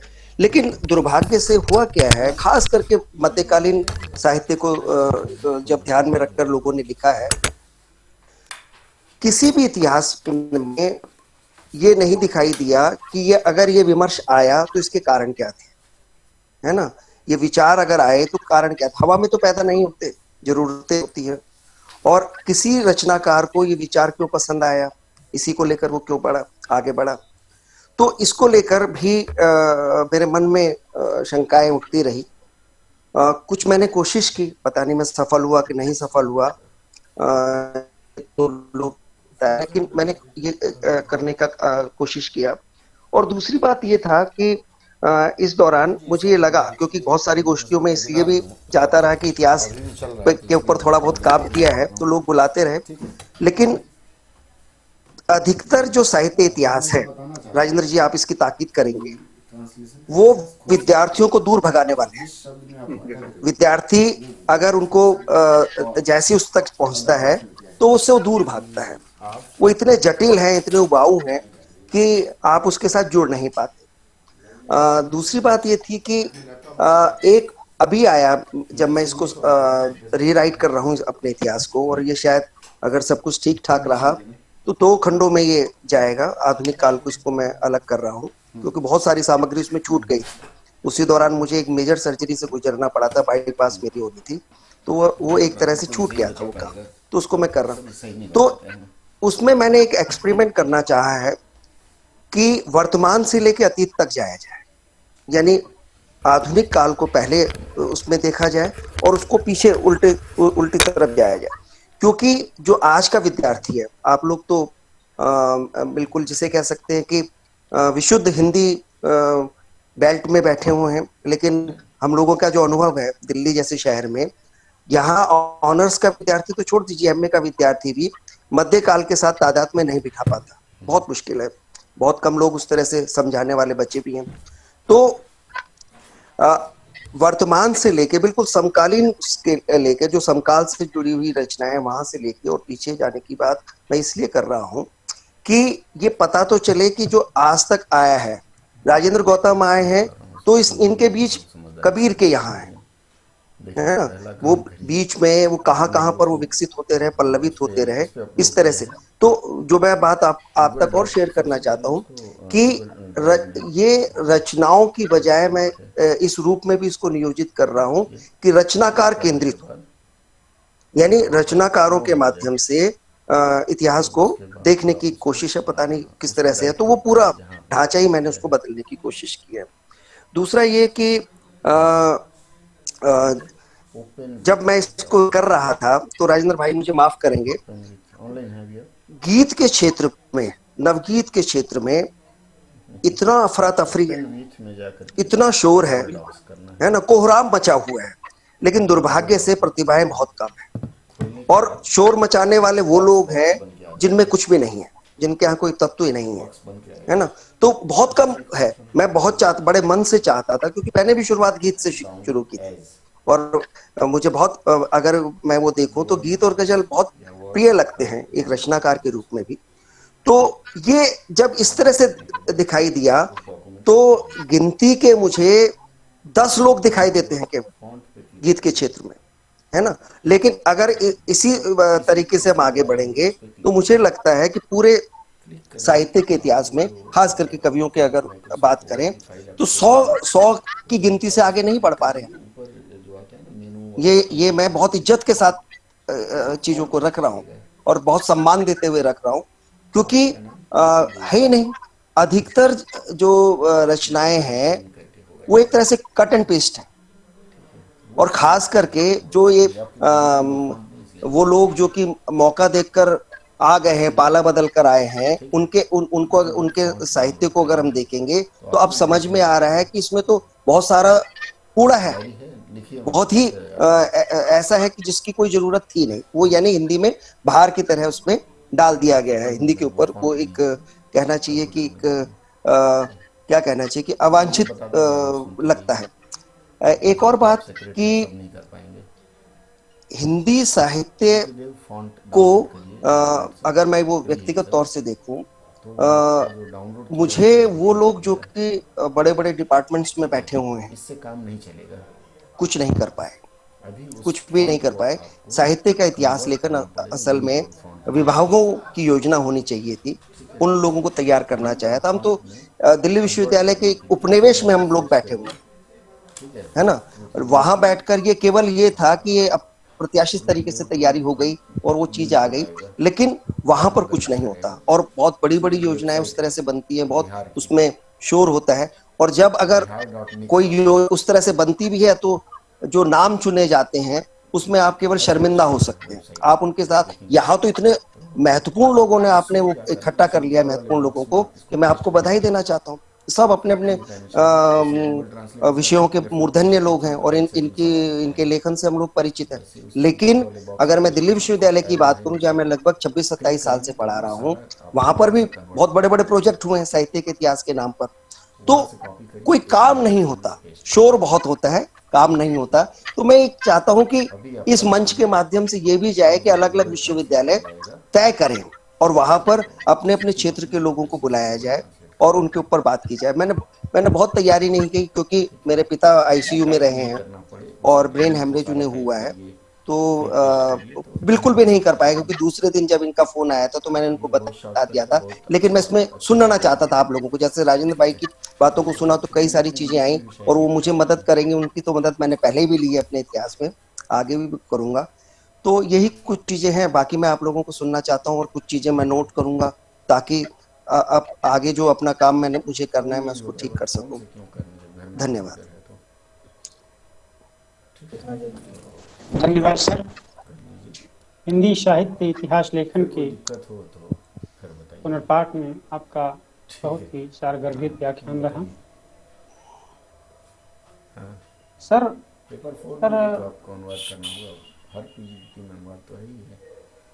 सर जुड़ नहीं पाए हैं सर, लगता है। हेलो, अनुवाद करना है।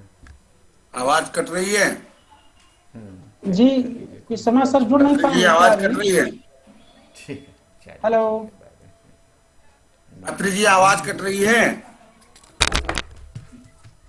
नहीं, अत्री जी की तो आवाज आ रही है हमें। सर अत्री जी बोलिए। सर इस समय सर अभी जुड़ नहीं पाए हैं, तो हम अगले वक्ता के रूप में बुला लेते हैं सर। बिल्कुल बिल्कुल, आप तो स्वतंत्र हो।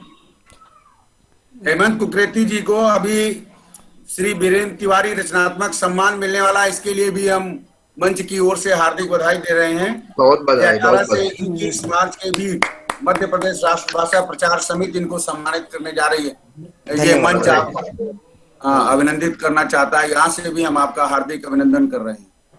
तिवारी जी को, तिवारी जी का जो ये जो श्री बीरेन्द्र तिवारी रचनात्मक सम्मान है वो आपको मिलने जा रहा है मार्च में। इसके लिए बहुत बहुत हार्दिक बधाई। शुक्रिया जी, शुक्रिया। बधाई सर।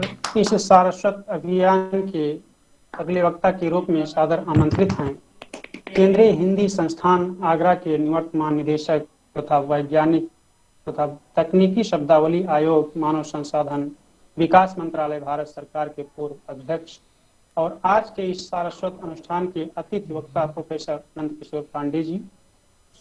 इन दिनों राजस्थान विश्वविद्यालय जयपुर में आप हिंदी के प्राध्यापक हैं, साथ ही विश्वविद्यालय शोध केंद्र के निदेशक हैं। कुछ वर्षों पूर्व भी आप इस विश्वविद्यालय में प्रोफेसर अध्यक्ष रह चुके हैं। विगत कई वर्षों में आपने केंद्रीय हिंदी संस्थान आगरा के निदेशक पद का दायित्व वहन किया है और ऐसे कई महत्वपूर्ण कार्य किए हैं जिसके लिए आप जंतर स्मरणीय बने रहेंगे। आपने ईटानगर अरुणाचल राज्य के राजीव गांधी विश्वविद्यालय के हिंदी विभाग में उल्लेखनीय सेवाएं दी हैं। आप मूलतः काशी की पांडित्य परंपरा से जुड़े हुए हैं। आप संत साहित्य के विशेषज्ञ हैं। आपके कई ग्रंथ प्रकाशित हो चुके हैं जो आपके मौलिक चिंतन के साक्षी हैं। सम्माननीय प्रोफेसर नंदकिशोर पांडे जी, आपको यह सम्मानित पटल सादर आमंत्रित करता है। संचालक ओम प्रकाश जी, आवाज आ रही है? जी सर, आ रही है सर, आ रही है। आ रही सर। एवं हिंदू संचेतना, इसके साथ ही अंतर्राष्ट्रीय भाषा संस्थान सूरत तथा लखनऊ विश्वविद्यालय के संयुक्त तत्वावधान में यह गोष्ठी डॉक्टर गंगा प्रसाद शर्मा जी द्वारा आयोजित है। इस महत्व संगोष्ठी में बहुत ही आदरणीय प्रोफेसर सूर्य प्रसाद दीक्षित जी दिखलाई पड़ रहे हैं। प्रोफेसर गिरीश्वर मिश्र जी जुड़े हुए हैं। क्या है? अखिलेश मिश्र जी को अध्यक्षता करनी है। अभी हम लोगों ने हेमंत जी को सुना, राजेंद्र गौतम जी को सुना। उसके पहले हेमराज सुंदर जी को मैं सुन रहा था। हिंदी साहित्य के इतिहास पर बोलते समय अलग अलग क्षेत्र में जो लोग काम कर रहे हैं उनकी अपनी अलग अलग पीड़ा भी होती है। अपेक्षा ये है कि 1200 वर्षों के इतिहास को कोई व्यक्ति बहुत ही व्यवस्थित लिखे। राजन जी चर्चा कर रहे थे कि सुसंबद्धता का भी ध्यान रखे, अलग अलग कालखंड के कभी छूट न पाए, लिखते समय समावेशिता भी हो, समन्वय भी हो और एक बैलेंस हो, तटस्थता। इस दृष्टि से हिंदी के समस्त इतिहासकार आचार्य रामचंद्र शुक्ल के इतिहास लेखन के साथ टकराते हैं और फिर वहीं पर नत होते हैं, क्योंकि जितनी सामग्री 1929 में बाद के संस्करणों की भी चर्चा हो रही थी। शुक्ल जी ने एकत्रित की और लिखी। हम कई धरातल पर लिखने को सोचते हैं। प्रतिष्ठित 100 इतिहास ग्रंथ लिखे गए, 200 से ऊपर की चर्चा होती है। उस चर्चा में नागरी प्रचारणी सभा द्वारा प्रकाशित 16 भाग की बात आती है। धीरेन्द्र वर्मा जी की चर्चा होती है। लेकिन किसकी जरूरत है, क्या छूट गया और कितने खंडों में लिखा जाए। अलग अलग लोगों से लिखवाया जाए कि एक व्यक्ति अपने पूरे जीवन की साधना उसमें लगा दे। लगाने से भी क्या होता है, उसकी समझ का व्याप कितना है, उसकी पढ़ाई कितनी है। मिस्र बंधुओं ने 5000 से ऊपर की सूचनाएं दी। आज हम केवल सूचना देना चाहें तो 10,000 को शामिल करना पड़ेगा। बहुत कुछ उस समय भी छूट गया। अब 10,000 को लिखने के पश्चात बहुत से लेखकों, गद्यकार या कवियों की अपेक्षा कि किस पर कितना लिखा और क्या लिखा, इसकी चर्चा ये एक अलग विषय है। कई खंडों में अलग अलग ढंग से लिखा जा सकता है। कुछ चर्चा जब पुनर्पाठ की हो रही है तो कुछ बिंदुओं पर बात आवश्यक है। कवि भी बैठे हैं, इतिहासकार भी बैठे हैं, समीक्षक बैठे हैं, शोधार्थी बैठे हैं। संख्या 18-20 होगी। प्रबुद्ध जन बैठे हुए हैं। हिंदी में पीताम्बर दत्त बड़थवाल से प्रारंभ करिए, कितने हजार थीसिस लिखी गई। और एक व्यक्ति ने, डॉक्टर अग्रवाल ने भारत भर के शोध प्रबंधों को एकत्रित किया, उसे 7 भागों में छापा। 7 भाग, एक यशस्वी पत्रिका भी निकालते हैं। तो 7 भाग में शोध छपे हुए हैं। जिस व्यक्ति ने भारत भर के विश्वविद्यालयों में क्या शोध हो रहे हैं उसकी सूचना को एकत्रित करके सबके सामने रखा, यह काम भौतिक विज्ञान में नहीं है। परिचय में बताया कि शोध के निदेशक हैं हमारे ही विश्वविद्यालय में, दिल्ली, बनारस, जेएनयू जैसे विश्वविद्यालय जिनके बराबर शोध प्रबंध है, राजस्थान विश्वविद्यालय में जमा होते हैं। विद्यार्थी 3000 से अधिक पंजीकृत हैं।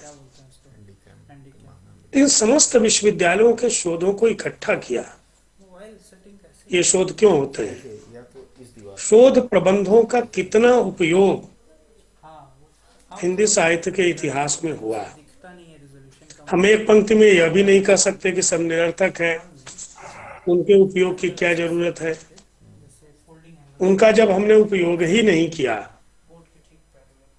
तो लेखक को कैसे समझ में आया कि कौन सा कवि रचना का कितना महत्वपूर्ण है। हमने अपनी पढ़ाई की, अपनी समझ को विकसित किया और जैसा हमें समझ में आया वैसा इतिहासकार के रूप में और आलोचक के रूप में भी टिप्पणी और सूचनाएं देते चले गए। युगबोध के कारण परिप्रेक्ष्य में परिवर्तन आया। उस परिप्रेक्ष्य की समझ हमने अपने अपने वैचारिकी के आधार पर विकसित, अपनी अपनी वैचारिकी, अपनी वैचारिकी समाजवादी, साम्यवादी, राष्ट्रवादी, सांस्कृतिकवादी, गांधीवादी और भी बहुत सारी, उसी के धरातल पर तोलते हुए सारे कवियों के विषय में लिख डाला। कुछ चीजों की उपेक्षा हो गई। किसी ने कभी घोषणा कर दी कि अब उसका समय चला गया, महाकाव्यों का युग नहीं रहा, और कमायनी के बाद महाकाव्य नहीं लिखे गए। हिंदी साहित्य के इतिहासकारों ने मान लिया कि कमायनी के बाद महाकाव्य नहीं लिखे गए। 100 से अधिक महाकाव्य कमायनी के पश्चात लिखे गए। उनकी सूचना देना भी हमने यानी इतिहासकारों ने जरूरी नहीं समझा। उनकी चर्चा होनी चाहिए। खंड काव्यों का युग चला गया और फिर कहने लगे लंबी कविताओं का समय गुजर गया। यानी एक एक प्रवृत्ति को, साहित्य की एक एक विधा को आलोचना और इतिहास के धरातल पर हम स्वयं मारते चले गए। कालिदास ने महाकाव्य लिखा और आज भी बहुत कम लोग संस्कृत बोलने वाले, पढ़ने वाले लाते हैं, लेकिन निरंतर महाकाव्य लिखे जा रहे हैं। संस्कृत में लिखे जा रहे महाकाव्यों को प्रतिष्ठा मिल रही है। हिंदी में लिखे जा रहे महाकाव्यों को हमने खारिज कर दिया। हिंदी के विस्तार की सीमा हमने निर्धारित कर रखी है। हेमराज सुंदर मॉरिशस की चर्चा कर रहे थे। 200 से अधिक लेखकों ने मॉरिशस में हिंदी में साहित्य लिखा। इस समय लगभग 500, गंगा प्रसाद जी ने विदेशों में काम किया है, 500 प्रवासी साहित्यकार हैं जो हिंदी में लिख रहे हैं। 2007 के विश्व हिंदी सम्मेलन में प्रवासिनी के बोल, जिसमें अमेरिका की केवल 80 से अधिक महिला कवित्रियों की रचनाएं संकलित हैं। केंद्रीय हिंदी संस्थान प्रतिवर्ष 2 विदेशी और 2 प्रवासी साहित्यकारों को पुरस्कृत करता है। पहले एक, पिछले 4 वर्षों से ये संख्या 2 हुई है। कुल मिलाकर विदेशी और प्रवासी केवल केंद्रीय हिंदी संस्थान ने 52 साहित्यकारों को सम्मानित किया। 52 वे हैं जो चुने हुए। उसमें बहुत से वरिष्ठ साहित्यकार अभी पंक्ति में। मैंने 500 की चर्चा की। सारी दुनिया में 500 से अधिक लोग हिंदी में लिख रहे हैं। हिंदी साहित्य के इतिहास में अभिमन्यु आनंद की कितनी चर्चा हुई, हम सब परिचित। तो अपना जो विस्तार है वह विस्तारित होने की जगह पर सीमित हुआ है। हिंदी का क्षेत्र बढ़ा है, लेकिन हिंदी साहित्य के इतिहास का क्षेत्र उतना व्यापक नहीं हुआ। केवल वैश्विक धरातल को छोड़िए, बड़ी मुश्किल से प्रोफेसर प्रसाद दीक्षित जी सुन रहे हैं। साहित्य अकेडमी का युवा पुरस्कार अरुणाचल के युवा कवि को दिया गया। पूरा अरुणाचल प्रदेश हिंदी पढ़ता है। एक भी ऐसा महाविद्यालय नहीं है जहां पर हिंदी का विभाग न हो, विश्वविद्यालय सहित। लेकिन एक कवि का नाम अंतिम रूप से आया तो कितना संघर्ष करना पड़ा। पूर्वोत्तर के सभी केंद्रीय विश्वविद्यालयों में हिंदी विभाग है, कई राज्य विश्वविद्यालयों में भी है। हिंदी में रचनाएं होती। प्रतिदिन के अखबार से लेकर, दैनिक अखबार से लेकर अनेक पत्र पत्रिकाएं, बहुत से लोगों ने अपने जीवन समर्पित कर दिए पूर्वोत्तर में हिंदी का प्रचार प्रसार करने के लिए। सिक्किम सहित 8 प्रांतों की गिनती होती है। उन 8 प्रांतों में हिंदी के लिए कौन काम कर रहा है, उनके बारे में लिखना तो दूर, उनकी सूचना भी हिंदी साहित्य की पुस्तकों में नहीं है। आज ही मैंने हिंदी साहित्य के इतिहास की इधर लिखी गई कई पुस्तकों को उल्टा। प्रोफेसर सूर्य प्रसाद दीक्षित की 50 से अधिक महत्वपूर्ण पुस्तकें हैं। हिंदी साहित्य के इतिहासकारों को सूर्य प्रसाद दीक्षित के नाम का भी ध्यान नहीं आया। हिंदी में जो आलोचना और शोध है उसका कोई कॉलम नहीं, उस पर बात करते समय वो छूट जाता है। इसलिए जिन लोगों ने अलग अलग क्षेत्रों में महत्वपूर्ण ढंग से लिखा, भारत के कोने में लिखा, जिसने मिजोरम में, नागालैंड में, अरुणाचल में, सिक्किम में, मेघालय में हिंदी के लिए काम किया, उनके स्वतः का भी लेखन है और स्वयं लोगों को तैयार भी किया। ये साहित्य के इतिहास में उपेक्षित हो गए। यह काम भी इतिहासकारों का है। इतिहास के लोग सोच सकते हैं कि हमारे ऊपर कुछ ज्यादा भार लादा जा रहा है, इसलिए मैंने कहा कि कई लोग एक साथ मिलकर के, जैसे नागरिक पंचायत सभा ने उस काम को करवाया था, उस तरह के काम की आवश्यकता है। बड़े फलक पर समेटने की जरूरत है। जनपदीय बोलियों की चर्चा हुई, लगभग 2000 बोलियां हैं, कई की लिपि नहीं। उन बोलियों का अपना लोक साहित्य है। 100 से अधिक बोलियों में निरंतर साहित्य लिखा जा रहा है। 51 मैंने भाषाएं लिखा, 51 भाषाओं का अध्येता कोष तो 5 वर्षों में मैंने स्वयं प्रधान संपादक के रूप में केंद्रीय हिंदी संस्थान में बनवाया है। वे छप भी गए, जिसमें अरुणाचल के 8, सिक्किम के 6, असम के 4, मेघालय के 4, नागालैंड के 3, जम्मू कश्मीर के 3। एक सूचना के लिए, इन बोलियों में निरंतर साहित्य लिखा जा रहा है और इसके लोग हिंदी में लिख रहे हैं।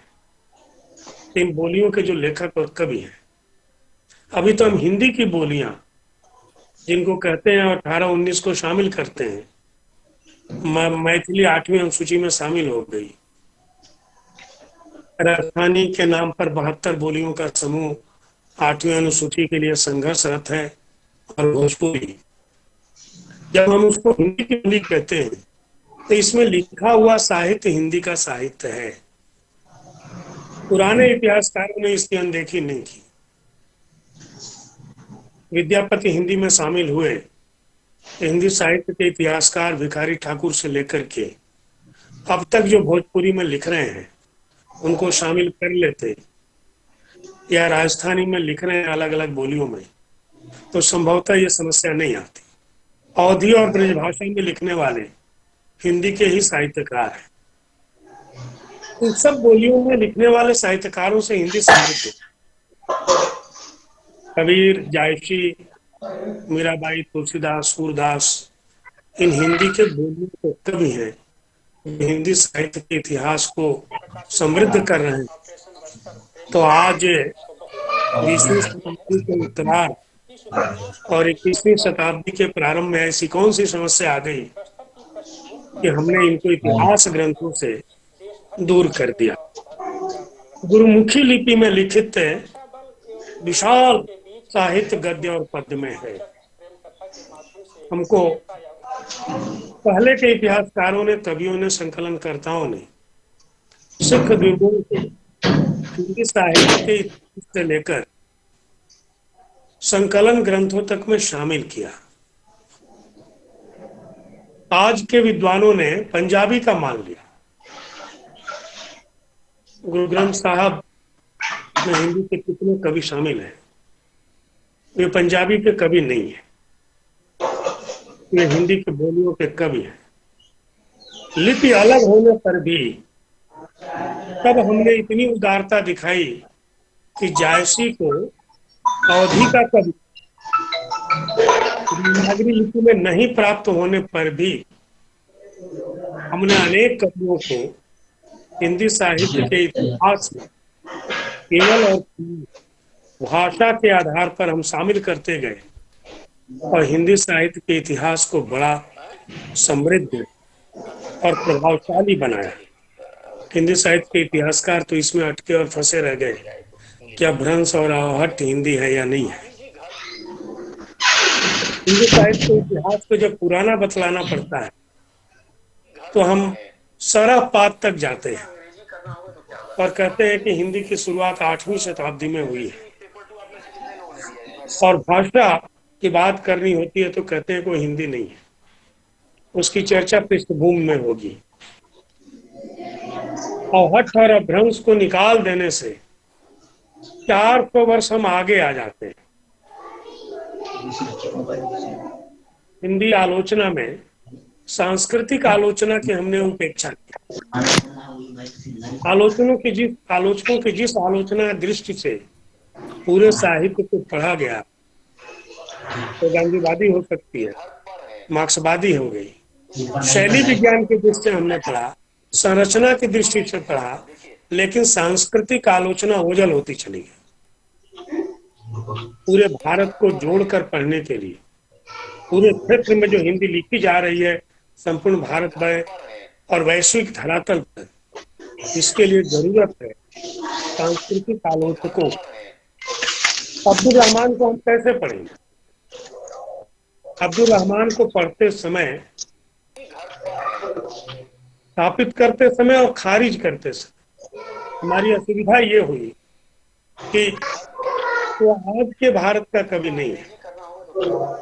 आज का भारत छटा भारत, वो मूल स्थान की चर्चा करता है, और जिस स्थान की अब्दुल रहमान चर्चा करते हैं वहाँ चारों वेदों का पाठ होता है, रामायण और महाभारत का पाठ होता है, उसके आधार पर नाटक खेले जाते हैं,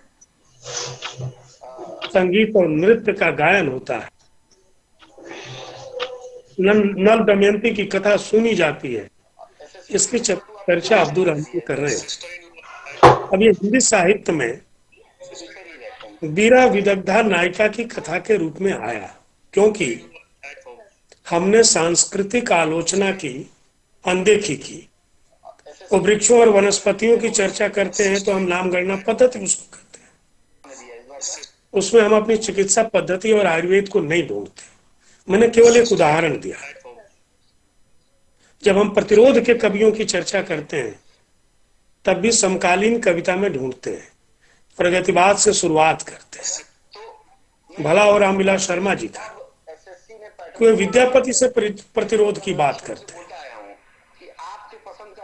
त्रिलोचन शास्त्री जी की चर्चा हुई, उन्होंने भूषण को प्रतिरोध का कवि कहा।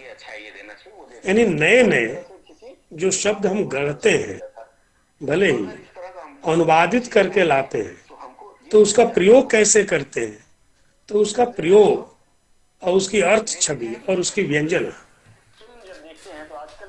देखने में भी हम व्यक्तिगत परिचय को महत्व देते हैं।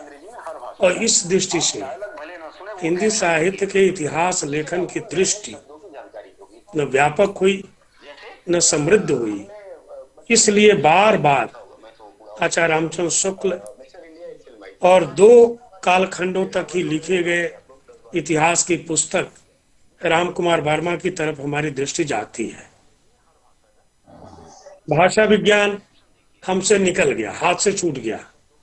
लिंग्विस्टिक्स के अलग अलग डिपार्टमेंट है, वहाँ चर्चा होती है, क्योंकि भाषा विज्ञान के क्षेत्र में जो हिंदी माध्यम से काम कर रहे थे उनको हमने भाषा विज्ञान का व्यक्ति मान लिया, साहित्य में उसको नाम नहीं दिया। कभी किसी ने गांधी जी से कहा था कि हिंदी में तेज नहीं है। गांधी जी ने पूछा ऐसा क्यों कह रहे हो? कहा इसमें ज्ञान विज्ञान की पुस्तकें नहीं। तो जो ज्ञान विज्ञान का साहित्य लिखा गया स्वतंत्रता के पश्चात, वो हमारे इतिहास का विषय है या नहीं है? ज्ञान विज्ञान के बिना कोई भाषा तेजस्वी नहीं हो सकती। क्या अंग्रेजी बचपन से इसलिए पढ़ी जा रही है कि हम बड़े होकर शेक्सपियर और मिल्टन को पढ़ेंगे? नहीं, हम उसमें मेडिकल साइंस, इंजीनियरिंग और मैनेजमेंट पढ़ेंगे। विदेशों में अंग्रेजी में बात करेंगे इसलिए अंग्रेजी पढ़ रहे हैं। हिंदी को उस दृष्टि से समृद्ध करने की जरूरत है। लोगों ने महसूस किया जिन लोगों ने लिखा उन्हें निराशा हाथ लगी, क्योंकि हिंदी साहित्य के इतिहास में उसकी चर्चा नहीं हुई। इसलिए पुनर्पाठ और पुनर्लेखन में उसकी जरूरत है।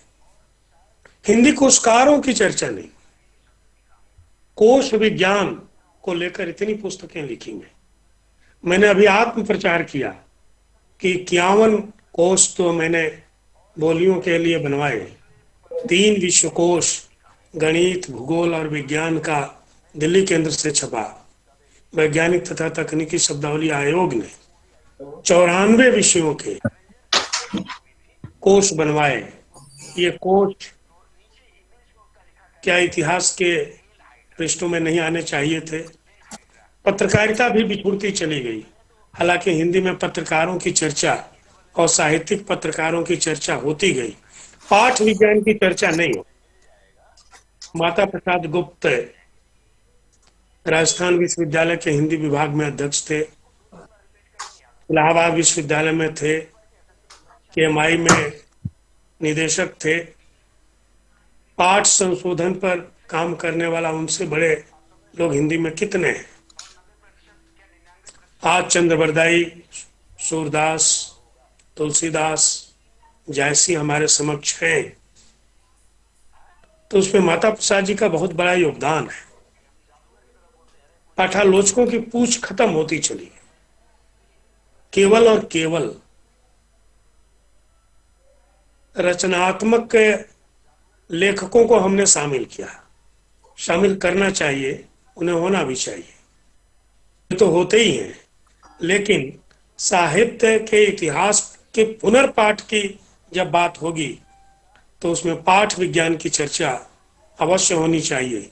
और जिन लोगों ने पाठ को ठीक करने का बीड़ा उठाया था, जीवन भर उस काम को किया, उसके बारे में भी चर्चा होनी चाहिए।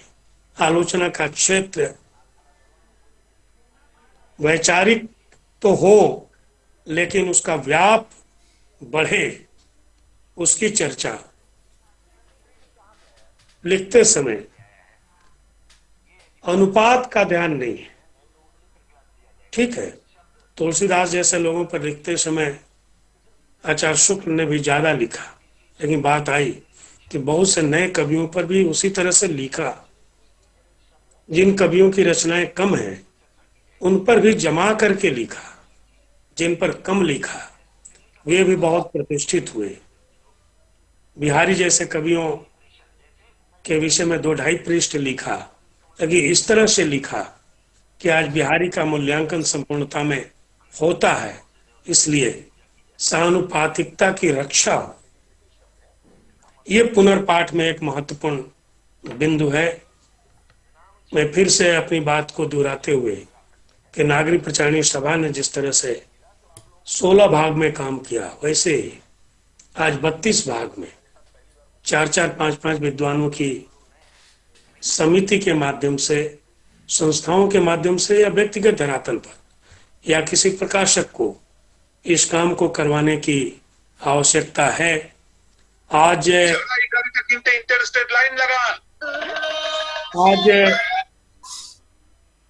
इस विषय पर बहुत से वेबिनार हो रहे हैं, उसमें इतिहास और पुनर्पाठ जैसा विषय नहीं आया।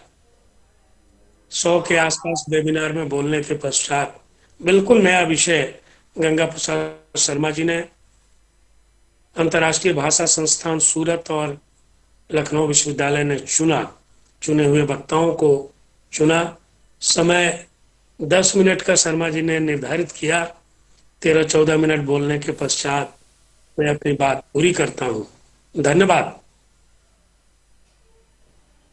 धन्यवाद सर। प्रणाम, साहित्य इतिहास का बहुत बहुत पुनर्पाठ विषय एक अंतर्जालीय संगोष्ठी में आपका साहित्य के इतिहास लेखन की परंपरा और एक बोध पर बहुत ही ज्ञानवर्धक वक्तव्य रहा। आपका व्याख्यान डॉक्टर नामोर सिंह के इस कथन से स्पष्ट समझा जा सकता है। नामोर सिंह ने छायावाद पुस्तक में लिखा था कि जीवंत साहित्य के समानांतर जीवंत साहित्य बोध होता है, जिसमें अतीत की जीवन स्मृति के साथ ही परिवर्तनशील समाज के प्रति सजग जागरूकता भी होती है। आलोचना का काम संश्लिष्ट समसामयिक बोध को परिभाषित और संगठित करना है, स्वयं से अधिक लोगों को इस बात के प्रति सतर्क करते हुए उसके निर्माण में सहायता देना है। अब मैं अंतर्राष्ट्रीय भाषा संस्थान सूरत द्वारा आयोजित तथा लखनऊ विश्वविद्यालय तथा इंद्र संचेतना एवं भाखा पत्रिका के संयुक्त तत्वावधान में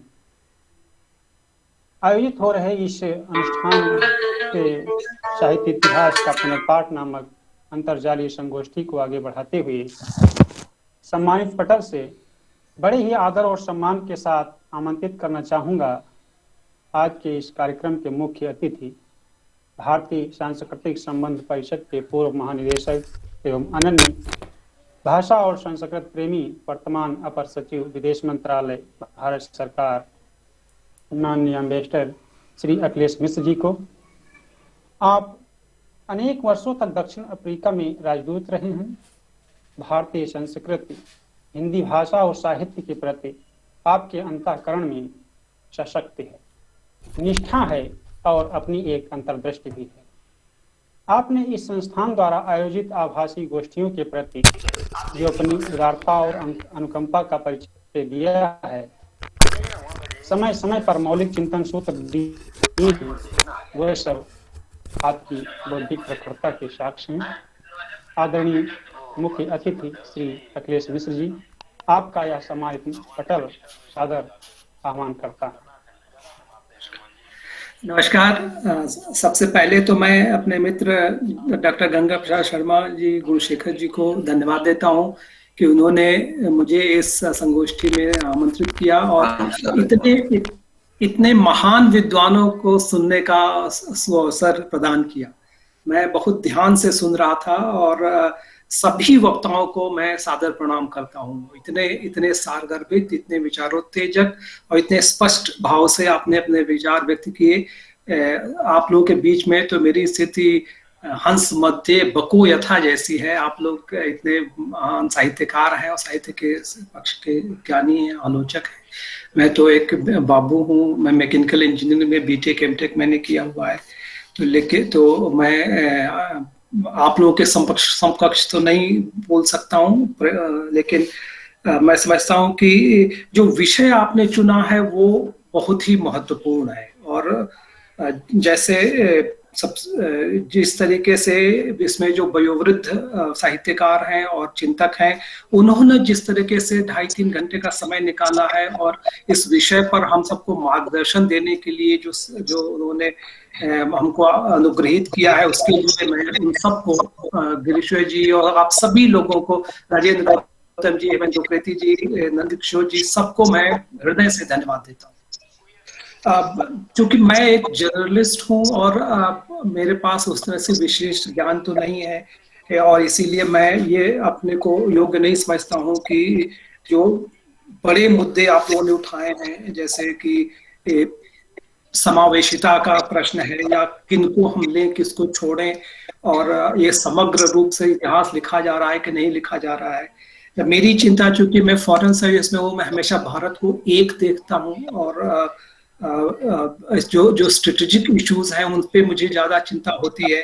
तो उस परिप्रेक्ष्य में जैसे कि डॉक्टर कमलेश कमल जी ने कहा और डॉक्टर कुकरेती जी और नंद किशोर जी, सब में एक रिकरिंग थीम आ रही है कि जब इतिहास लिखा जा रहा है तो ये तो स्वाभाविक है कि सबकी अपनी रुचि है और अपनी रुचि के हिसाब से वो किसी को आकलन में रखता है, किसी को नहीं रखता है, किसी को कम स्थान देता है, किसी को बड़ा स्थान देता है, महत्व भी बदल सकता है। लेकिन कमलेश जी ने और कुकरेती जी ने एक बहुत महत्वपूर्ण बिंदु रखा कि इतिहास लेखक की जो विचारधारा है, उसकी मानसिकता है और वो किस भाव से प्रेरित हो करके लिख रहा है, और जो विचार के कारणों का जो आकलन है लेखक के, जैसे डॉक्टर कुकरेती जी ने कहा कि और डॉक्टर कमलेश कमल जी ने भी, तो ये जो रिकरिंग थीम है मैं उस पर फोकस करना चाहता हूँ कि हमारे भारत देश के इतिहास में और साहित्य के भी जो है कि इतिहास लिखने में जो मूल मुझे समस्या आती है कि वो किस प्रवृत्ति से लिखा गया है, बिना उसको फिल्टर किए, बिना उसका आकलन किए हम जो वस्तु निकल रही है उसका महत्व नहीं समझ सकते हैं।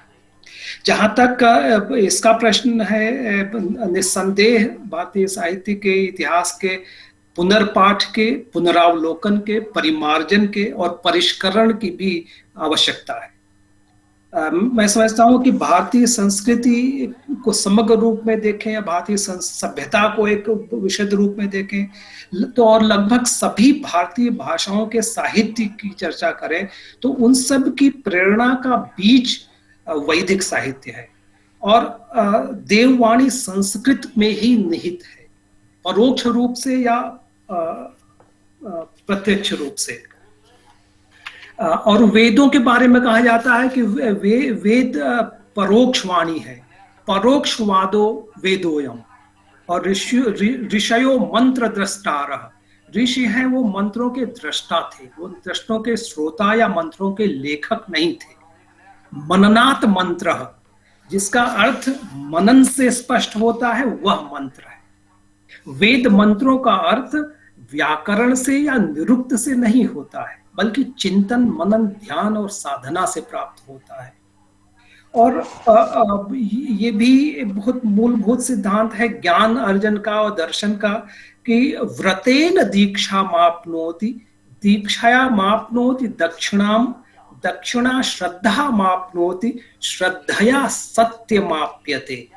तो जो कमिटमेंट है, जो संकल्प है, जो उसका पात्रता है, जो श्रद्धा का भाव है, वो एक अभिन्न अंग है हमारे यहाँ ज्ञानार्जन का।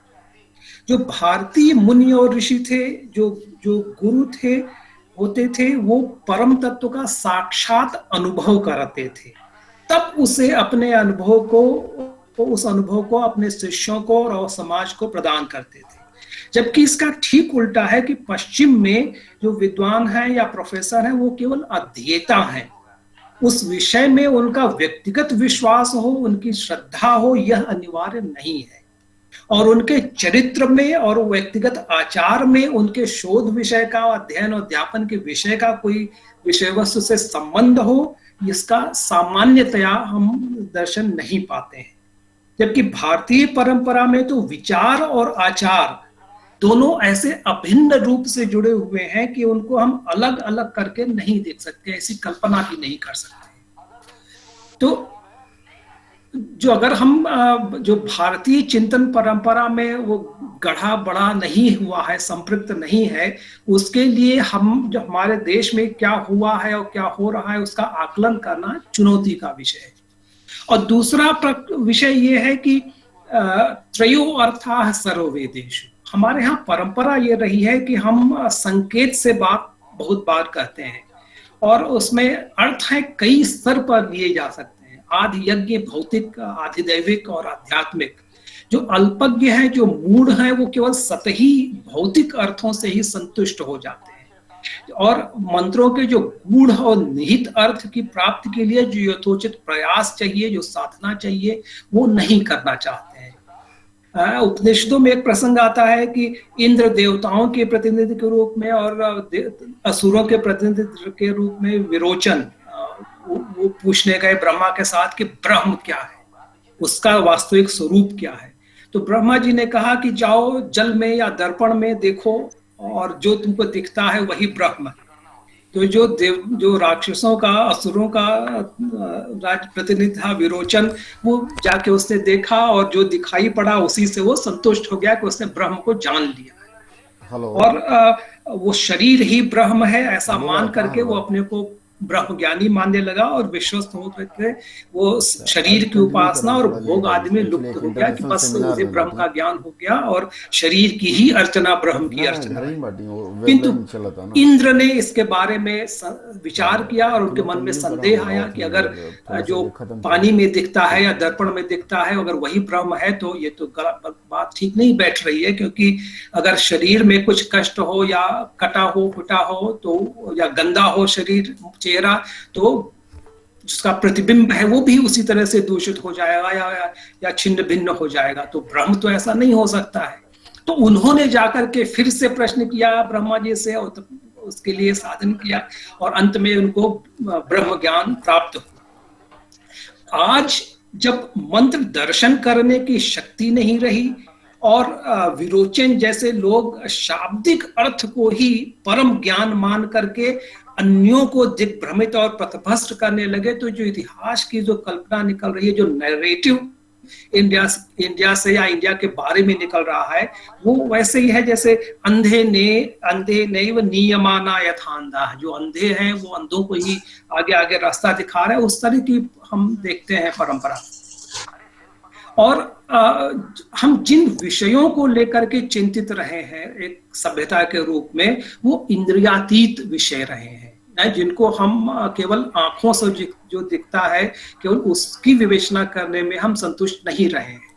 और उन इंद्रियातीत अनुभवों को जगत के सामान्य उपमानों के माध्यम से व्यक्त करना दुरूह होता है, क्योंकि जिन उपमानों का, जिन प्रतीकों का उपयोग उनके लिए किया जाता है, आध्यात्मिक संदेश के लिए किया जाता है, उनका उस स्थिति में जो लोक के जो प्रचलित अर्थ हैं वो नहीं होते हैं।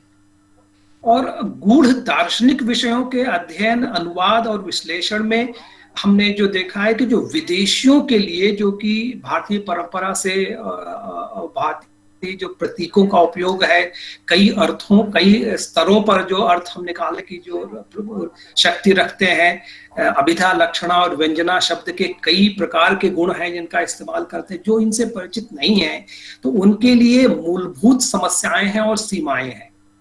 जो पश्चिमी विचारधारा से प्रेरित हैं, भारतीय हों या विदेशी हों, उनके सामने सचमुच संकट है कि वो जो हमारी जो विषय वस्तु है उसका कैसे आकलन करें, क्योंकि पश्चिम कहता है कि ध्यान से देखो, आंखों से देखो और उसी पे भरोसा करो जो तुम्हारी आंखें देखती है। जबकि हमारे ऋषियों ने हमेशा हमको आगाह किया कि समझो तुम्हारी इंद्रियों की सीमा है, ध्यान तुम उसका करो जिसके प्रभाव से और जिसके ऐश्वर्य से आंखों को देखने की शक्ति मिलती है, कानों को सुनने की शक्ति मिलती है, बुद्धि को सोचने की शक्ति मिलती है। श्रोत्र से श्रोत्रम मनसो मनोयद वाचो वाचम प्राणस्य प्राणः चक्षुष चक्षुः केनेशितम प्रेषितम मनः चक्षुः श्रोत्रम कौ देवो युनक्ति। तो हमारा ध्यान है वो केवल इंद्रियों के लिए जो ग्राह्य विषय है उन तक नहीं है, हमारा जो ध्यान है वो कहीं और बहुत बड़े सत्य की ओर है। और तीसरा मैं जो देखता हूं संकट भारत के इतिहास के बारे में या भारत के विषय में लिखने के बारे में, ये है कि जो कष्ट है विवेचन की वो तो है, लेकिन उस अज्ञानता पर जब दुराग्रह का आक्षेप हो जाए तो और कठिनाई बढ़ती है। आंखों पर अगर हम किसी एक रंग विशेष का चश्मा लगा लेते हैं तो हम यथार्थ से और भी दूर हो जाते हैं। चौथा प्रश्न मेरे सामने ये आता है कि जब अज्ञानता भी हो, दुराग्रह भी हो, फिर उसमें दुर्भाव भी हो, षड्यंत्र भी जुड़ जाए, तब वो सचमुच बहुत भयावह रूप से अनर्थकारी हो जाता है। जैसा मैकाले ने हमारे ऊपर अंग्रेजी थोपा, या यूरोपियन जो इंडोलॉजिस्ट स्कॉलर्स हैं उन्होंने जिस तरीके के प्रपंच चलाए, जो अंग्रेजी और इटालियन और फ्रेंच और क्रिश्चियन मिशनरीज आए और उन्होंने जो भारतीय भाषाओं की जो उनकी अध्ययन प्रक्रिया शुरू की और फिर उसका इस्तेमाल करके किस तरीके से उन्होंने समाज को बांटा और काटा, उसमें हर पेड़ के इसमें जड़ में जहर बोया। और ये सारी जो प्रक्रियाएं रही हैं वो सब विदेशी उपनिवेशवादी शक्तियों की, साम्राज्यवादी शक्तियों की जड़ें भारत में और अधिक गहरी करने के लिए थी, न कि भारतीयों की सहायता करने के लिए या भारत का इतिहास लिखने या उनके बारे में ज्ञान बढ़ाने के या भारतीयों के कल्याण या उत्थान के लिए थी। ऐसा नहीं था। और विदेशी शक्तियों ने जिस तरीके से षड्यंत्र पूर्वक आर्यों के विदेशी मूल के बारे में, उनके आक्रमण के बारे में और आर्य और द्रविड़ के बीच में युद्ध की और संस्कृत और तमिल और अन्य द्रविड़ियन भाषाओं के बीच में जिसे द्वंद्व का जो बोध कराया, जो हिंदू और बौद्ध धर्मों में जो द्वंद्व और संघर्ष की जो ऐसे उन्हें नैरेटिव पैदा किया, और जिस तरीके से उन्होंने मान्यताओं को प्रसारित किया, वो निस्संदेह अत्यंत स्वार्थ प्रेरित उद्देश्यों से भारत के इतिहास को लिखना और प्रोजेक्ट करना हुआ है हमारे साथ। और मैं इतिहास के ही जो इतिहास का अपना ही जो कंसेप्शन है वो वेस्ट में और इंडिया में अलग अलग है। जो इतिहास की अभिधारणा भारत में है वो एक विशेष रूप से है। पश्चिम में इतिहास का प्रमुख उद्देश्य होता है कि हम प्रधान घटनाओं का विवरण प्रस्तुत करें, लेकिन भारतीय परंपरा में घटना की विचित्रता या उसका विवेचन, उसका कैटलॉगिंग अपने आप में बहुत ज्यादा महत्व नहीं रखता है। जो हमारे जो विश्व प्रसिद्ध इतिहास ग्रंथ हैं रामायण और महाभारत, वो केवल युद्धों के मात्र वर्णन नहीं है, बल्कि धर्म, समाज, सभ्यता के सांगोपांग वर्णन दोनों ग्रंथों में पाए जाते हैं। महाभारत तो अपनी विशालता और समग्रता के कारण ज्ञान का अथाह महासागर जैसा है, जिसमें अर्थ, धर्म, काम, मोक्ष, ऐहिक, दैविक सिद्धियां, राजनीति, धर्मनीति, जीवन की प्रत्येक आवश्यकताओं के लिए जो ज्ञान चाहिए उसका भंडार है। इतिहास का मूल उद्देश्य भारत में लोकहित ही है। इसी प्रकार भारत में साहित्य का भी उद्देश्य केवल दर्पण दिखाना या सूचनाएं देना मात्र नहीं है। अन्य शब्दों में कहें तो साहित्य उत्तम या उदात्त या मूल्यवान तब तक नहीं हो सकता जब तक वह मूलतः लोक कल्याण का प्रतिपादक न हो, समाज को मंगलमय पथ पर प्रेरित करने की मूल भावना उसकी न हो। गटर की गंदगी या झुग्गी झोपड़ियों में नग्नता का जो शाब्दिक वर्णन करते हैं वो कितना भी सजीव और यथार्थपूर्ण क्यों न कर लें, यदि उनके पीछे मानसिकता, भावना घृणित है तो वह साहित्य नहीं बन सकता है। कुमार संभव में जो पार्वती का चित्रण है, जो खजुराहो की मूर्तियों में जो चित्रण है, वो इसी कारण पोर्नोग्राफी नहीं है। जबकि एमएफ हुसैन का जो सरस्वती का चित्रण है या सीता जी का चित्रण है वो अश्लील भी है, अस्वीकार्य है, दुष्टतापूर्ण है। एक भाषा वैज्ञानिक प्रोफेसर राजेंद्र प्रसाद सिंह के विषय में डॉक्टर शर्मा जी ने, गुणशेखर जी ने मुझे सूचित किया। उनके बारे में पढ़ के मुझे सचमुच आश्चर्य हुआ। उन्होंने संस्कृत की प्राचीनता पर प्रश्न उठाए हैं, ठीक है, उनकी मर्जी। वो संस्कृत को ईसा पूर्व नहीं मानते हैं, उनकी मर्जी। लेकिन वो पूछते हैं कि अगर ये संस्कृत पुरानी भाषा है तो भारत के गांव में संस्कृत के नाम क्यों नहीं है? गांवों के नाम भारत में संस्कृत में क्यों नहीं है? मैं समझता हूं कि ये अपने आप में प्रमाण है कि भारत में संस्कृत इतनी पुरानी है, इतनी प्राचीन है, इसीलिए अनेक गांव, शहरों, वस्तुओं के नाम संस्कृत में नहीं रह गए हैं, क्योंकि जितने भी आक्रांता आए हैं सबने अपना अपना नाम उस पे थोपा है। और ये भी प्रश्न उठता है कि अगर हम संस्कृत के समकक्ष, या सही मामले में समकक्ष नहीं है, लेकिन जो सतही रूप पे तुलना कर सकते हैं, पुराना जो लैटिन और पुराना ग्रीक, तो आज यूरोप में कितने शहर हैं जिनके नाम लैटिन में है, पुराने लैटिन में है या पुराने ग्रीक में है। ऐसे ही केवल प्राचीनता के नाम पे हम झगड़ा करें, ये भी मुझे बचकाना लगता है, क्योंकि प्राचीनता ही एकमात्र गुणवत्ता की एकमात्र कसौटी नहीं मानी जा सकती। कालिदास जी ने हमें आगाह किया था कि पुराण मित्येव न साधु सर्वम, केवल पुराना है इसलिए ही सब कुछ अच्छा नहीं हो जाता। न चापि काव्यम नवमत्तवद्यम, कि कोई नया काव्य है ये केवल इसीलिए बेकार है, ऐसा कभी नहीं होता। संतः परीक्षांतरत भजन्ते, जो संत हैं, जो विद्वान है, वो स्वयं परीक्षा करते हैं उसकी, और फिर उसका आकलन करते हैं, उसको मूल्य देते हैं। जो मूढ़ा पर प्रत्ययनीय बुद्धि, तो केवल दूसरों की बात सुन करके समझ लेते हैं कि वो मूल्यवान है कि मूल्यवान नहीं है। ऐसे ही डॉक्टर सिंह कहते हैं कि भाषा का भूगोल होता है, संस्कृत का भूगोल क्यों नहीं है? मैं समझता हूं कि पौधे का विकास दो चीजों पे निर्भर होता है, बीज पे और क्षेत्र पर।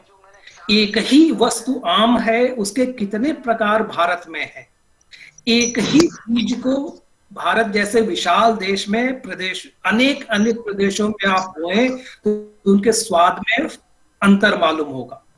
भारत भूमि की विशालता और उसकी उर्वरता की विशेषता है ये, जब संस्कृत का भूगोल नहीं है, जबकि और जो छोटी भाषाएं हैं उनका भूगोल है। संस्कृत का ही बीज अगर आप ध्यान से लिंग्विस्टिक्स में देखें तो संस्कृत का ही बीज है जो कि विभिन्न क्षेत्रों में वहां की स्थायी जलवायु, वहां की संस्कृति के प्रभाव से विभिन्न रूपों में प्रकट हुई है, पुष्पित और पल्लवित हुई है। भारत की सभी भाषाएं एक दूसरे से जुड़ी हुई हैं, सभी ध्वन्यात्मक हैं, सबके अक्षर लगभग चातुर्दश माहेश्वर सूत्र हैं उनसे ही लिए हुए हैं। सभी भाषाओं का साहित्य प्रायः एक ही अजस्र स्रोत है, वैदिक और औपनिषदिक स्मृति और इतिहास ग्रंथों से, उन्हीं से प्रभावित है। चाहे तमिल हो, तेलुगु हो, गुजराती हो, मराठी हो, हो, सब में जो मूल भाव है, जो मूल प्रेरक तत्व है वो एक ही है। तो वही भारत की जो सांस्कृतिक एकता है कश्मीर से कन्याकुमारी तक, वो एक सूत्र में बांधी हुई है। लेकिन समस्या तो यही है कि संस्कृत आज समाज में दिखती नहीं है, उसको बोलने वाले लोग बहुत कम हैं। तो मैं समझता हूं कि इसमें हमें मनन की आवश्यकता है। जातेंकुरे कथम होपलभेत बीजम, जब बीज अंकुरित हो जाता है तब वो कहां से मिलेगा? बाहरी चक्षुओं को तो केवल शाखाएं दिखेंगी, पत्तियां दिखेंगी, फूल दिखेंगे, चक्षुओं से ही उनके पीछे की जो सत्ता है, बीज है, उसका दर्शन हो सकता है। यही स्थिति संस्कृत की है, यही स्थिति उसमें निहित ज्ञान की है। भारत के हर क्षेत्र में वह उपस्थित है और भले ही उसे देखने वाला, उसे सुनने वाला, उसे बोलने वाला कोई हो या ना हो। मैं समझता हूं कि भारतीय राष्ट्रीय चेतना से उत्प्रेरित होकर भारत के इतिहास का पुनर्लेखन होना चाहिए। वस्तुतः समग्र भारत के इतिहास का भी समग्रता से पुनरावलोकन होना चाहिए और एक तरीके से डीकोलोनाइजेशन होना चाहिए, डिटॉक्सिफिकेशन होना चाहिए। और ये ऐतिहासिक कार्य मुझे लगता है कि माननीय प्रधानमंत्री मोदी जी के कार्यकाल में संभव है और उनके ही नेतृत्व में और मार्गदर्शन में हो सकता है। लेकिन ये कार्य सरकार नहीं कर सकती है। इस कार्य के लिए हमें एक जन जागरण चाहिए, जन आंदोलन चाहिए और इस कार्य के लिए स्वयं सेवी समर्पित शोधकों और विद्वानों की परम आवश्यकता होगी। और मैं एक बार फिर से गुणशेखर जी को धन्यवाद देता हूं क्योंकि इस बहुत महत्वपूर्ण विषय पर उन्होंने आज चिंतन शुरू किया है और इस मंच से जो विद्वान साहित्यकार और मनीषी विद्यमान है, मैं समझता हूं कि इनकी भूमिका बहुत महत्वपूर्ण होगी।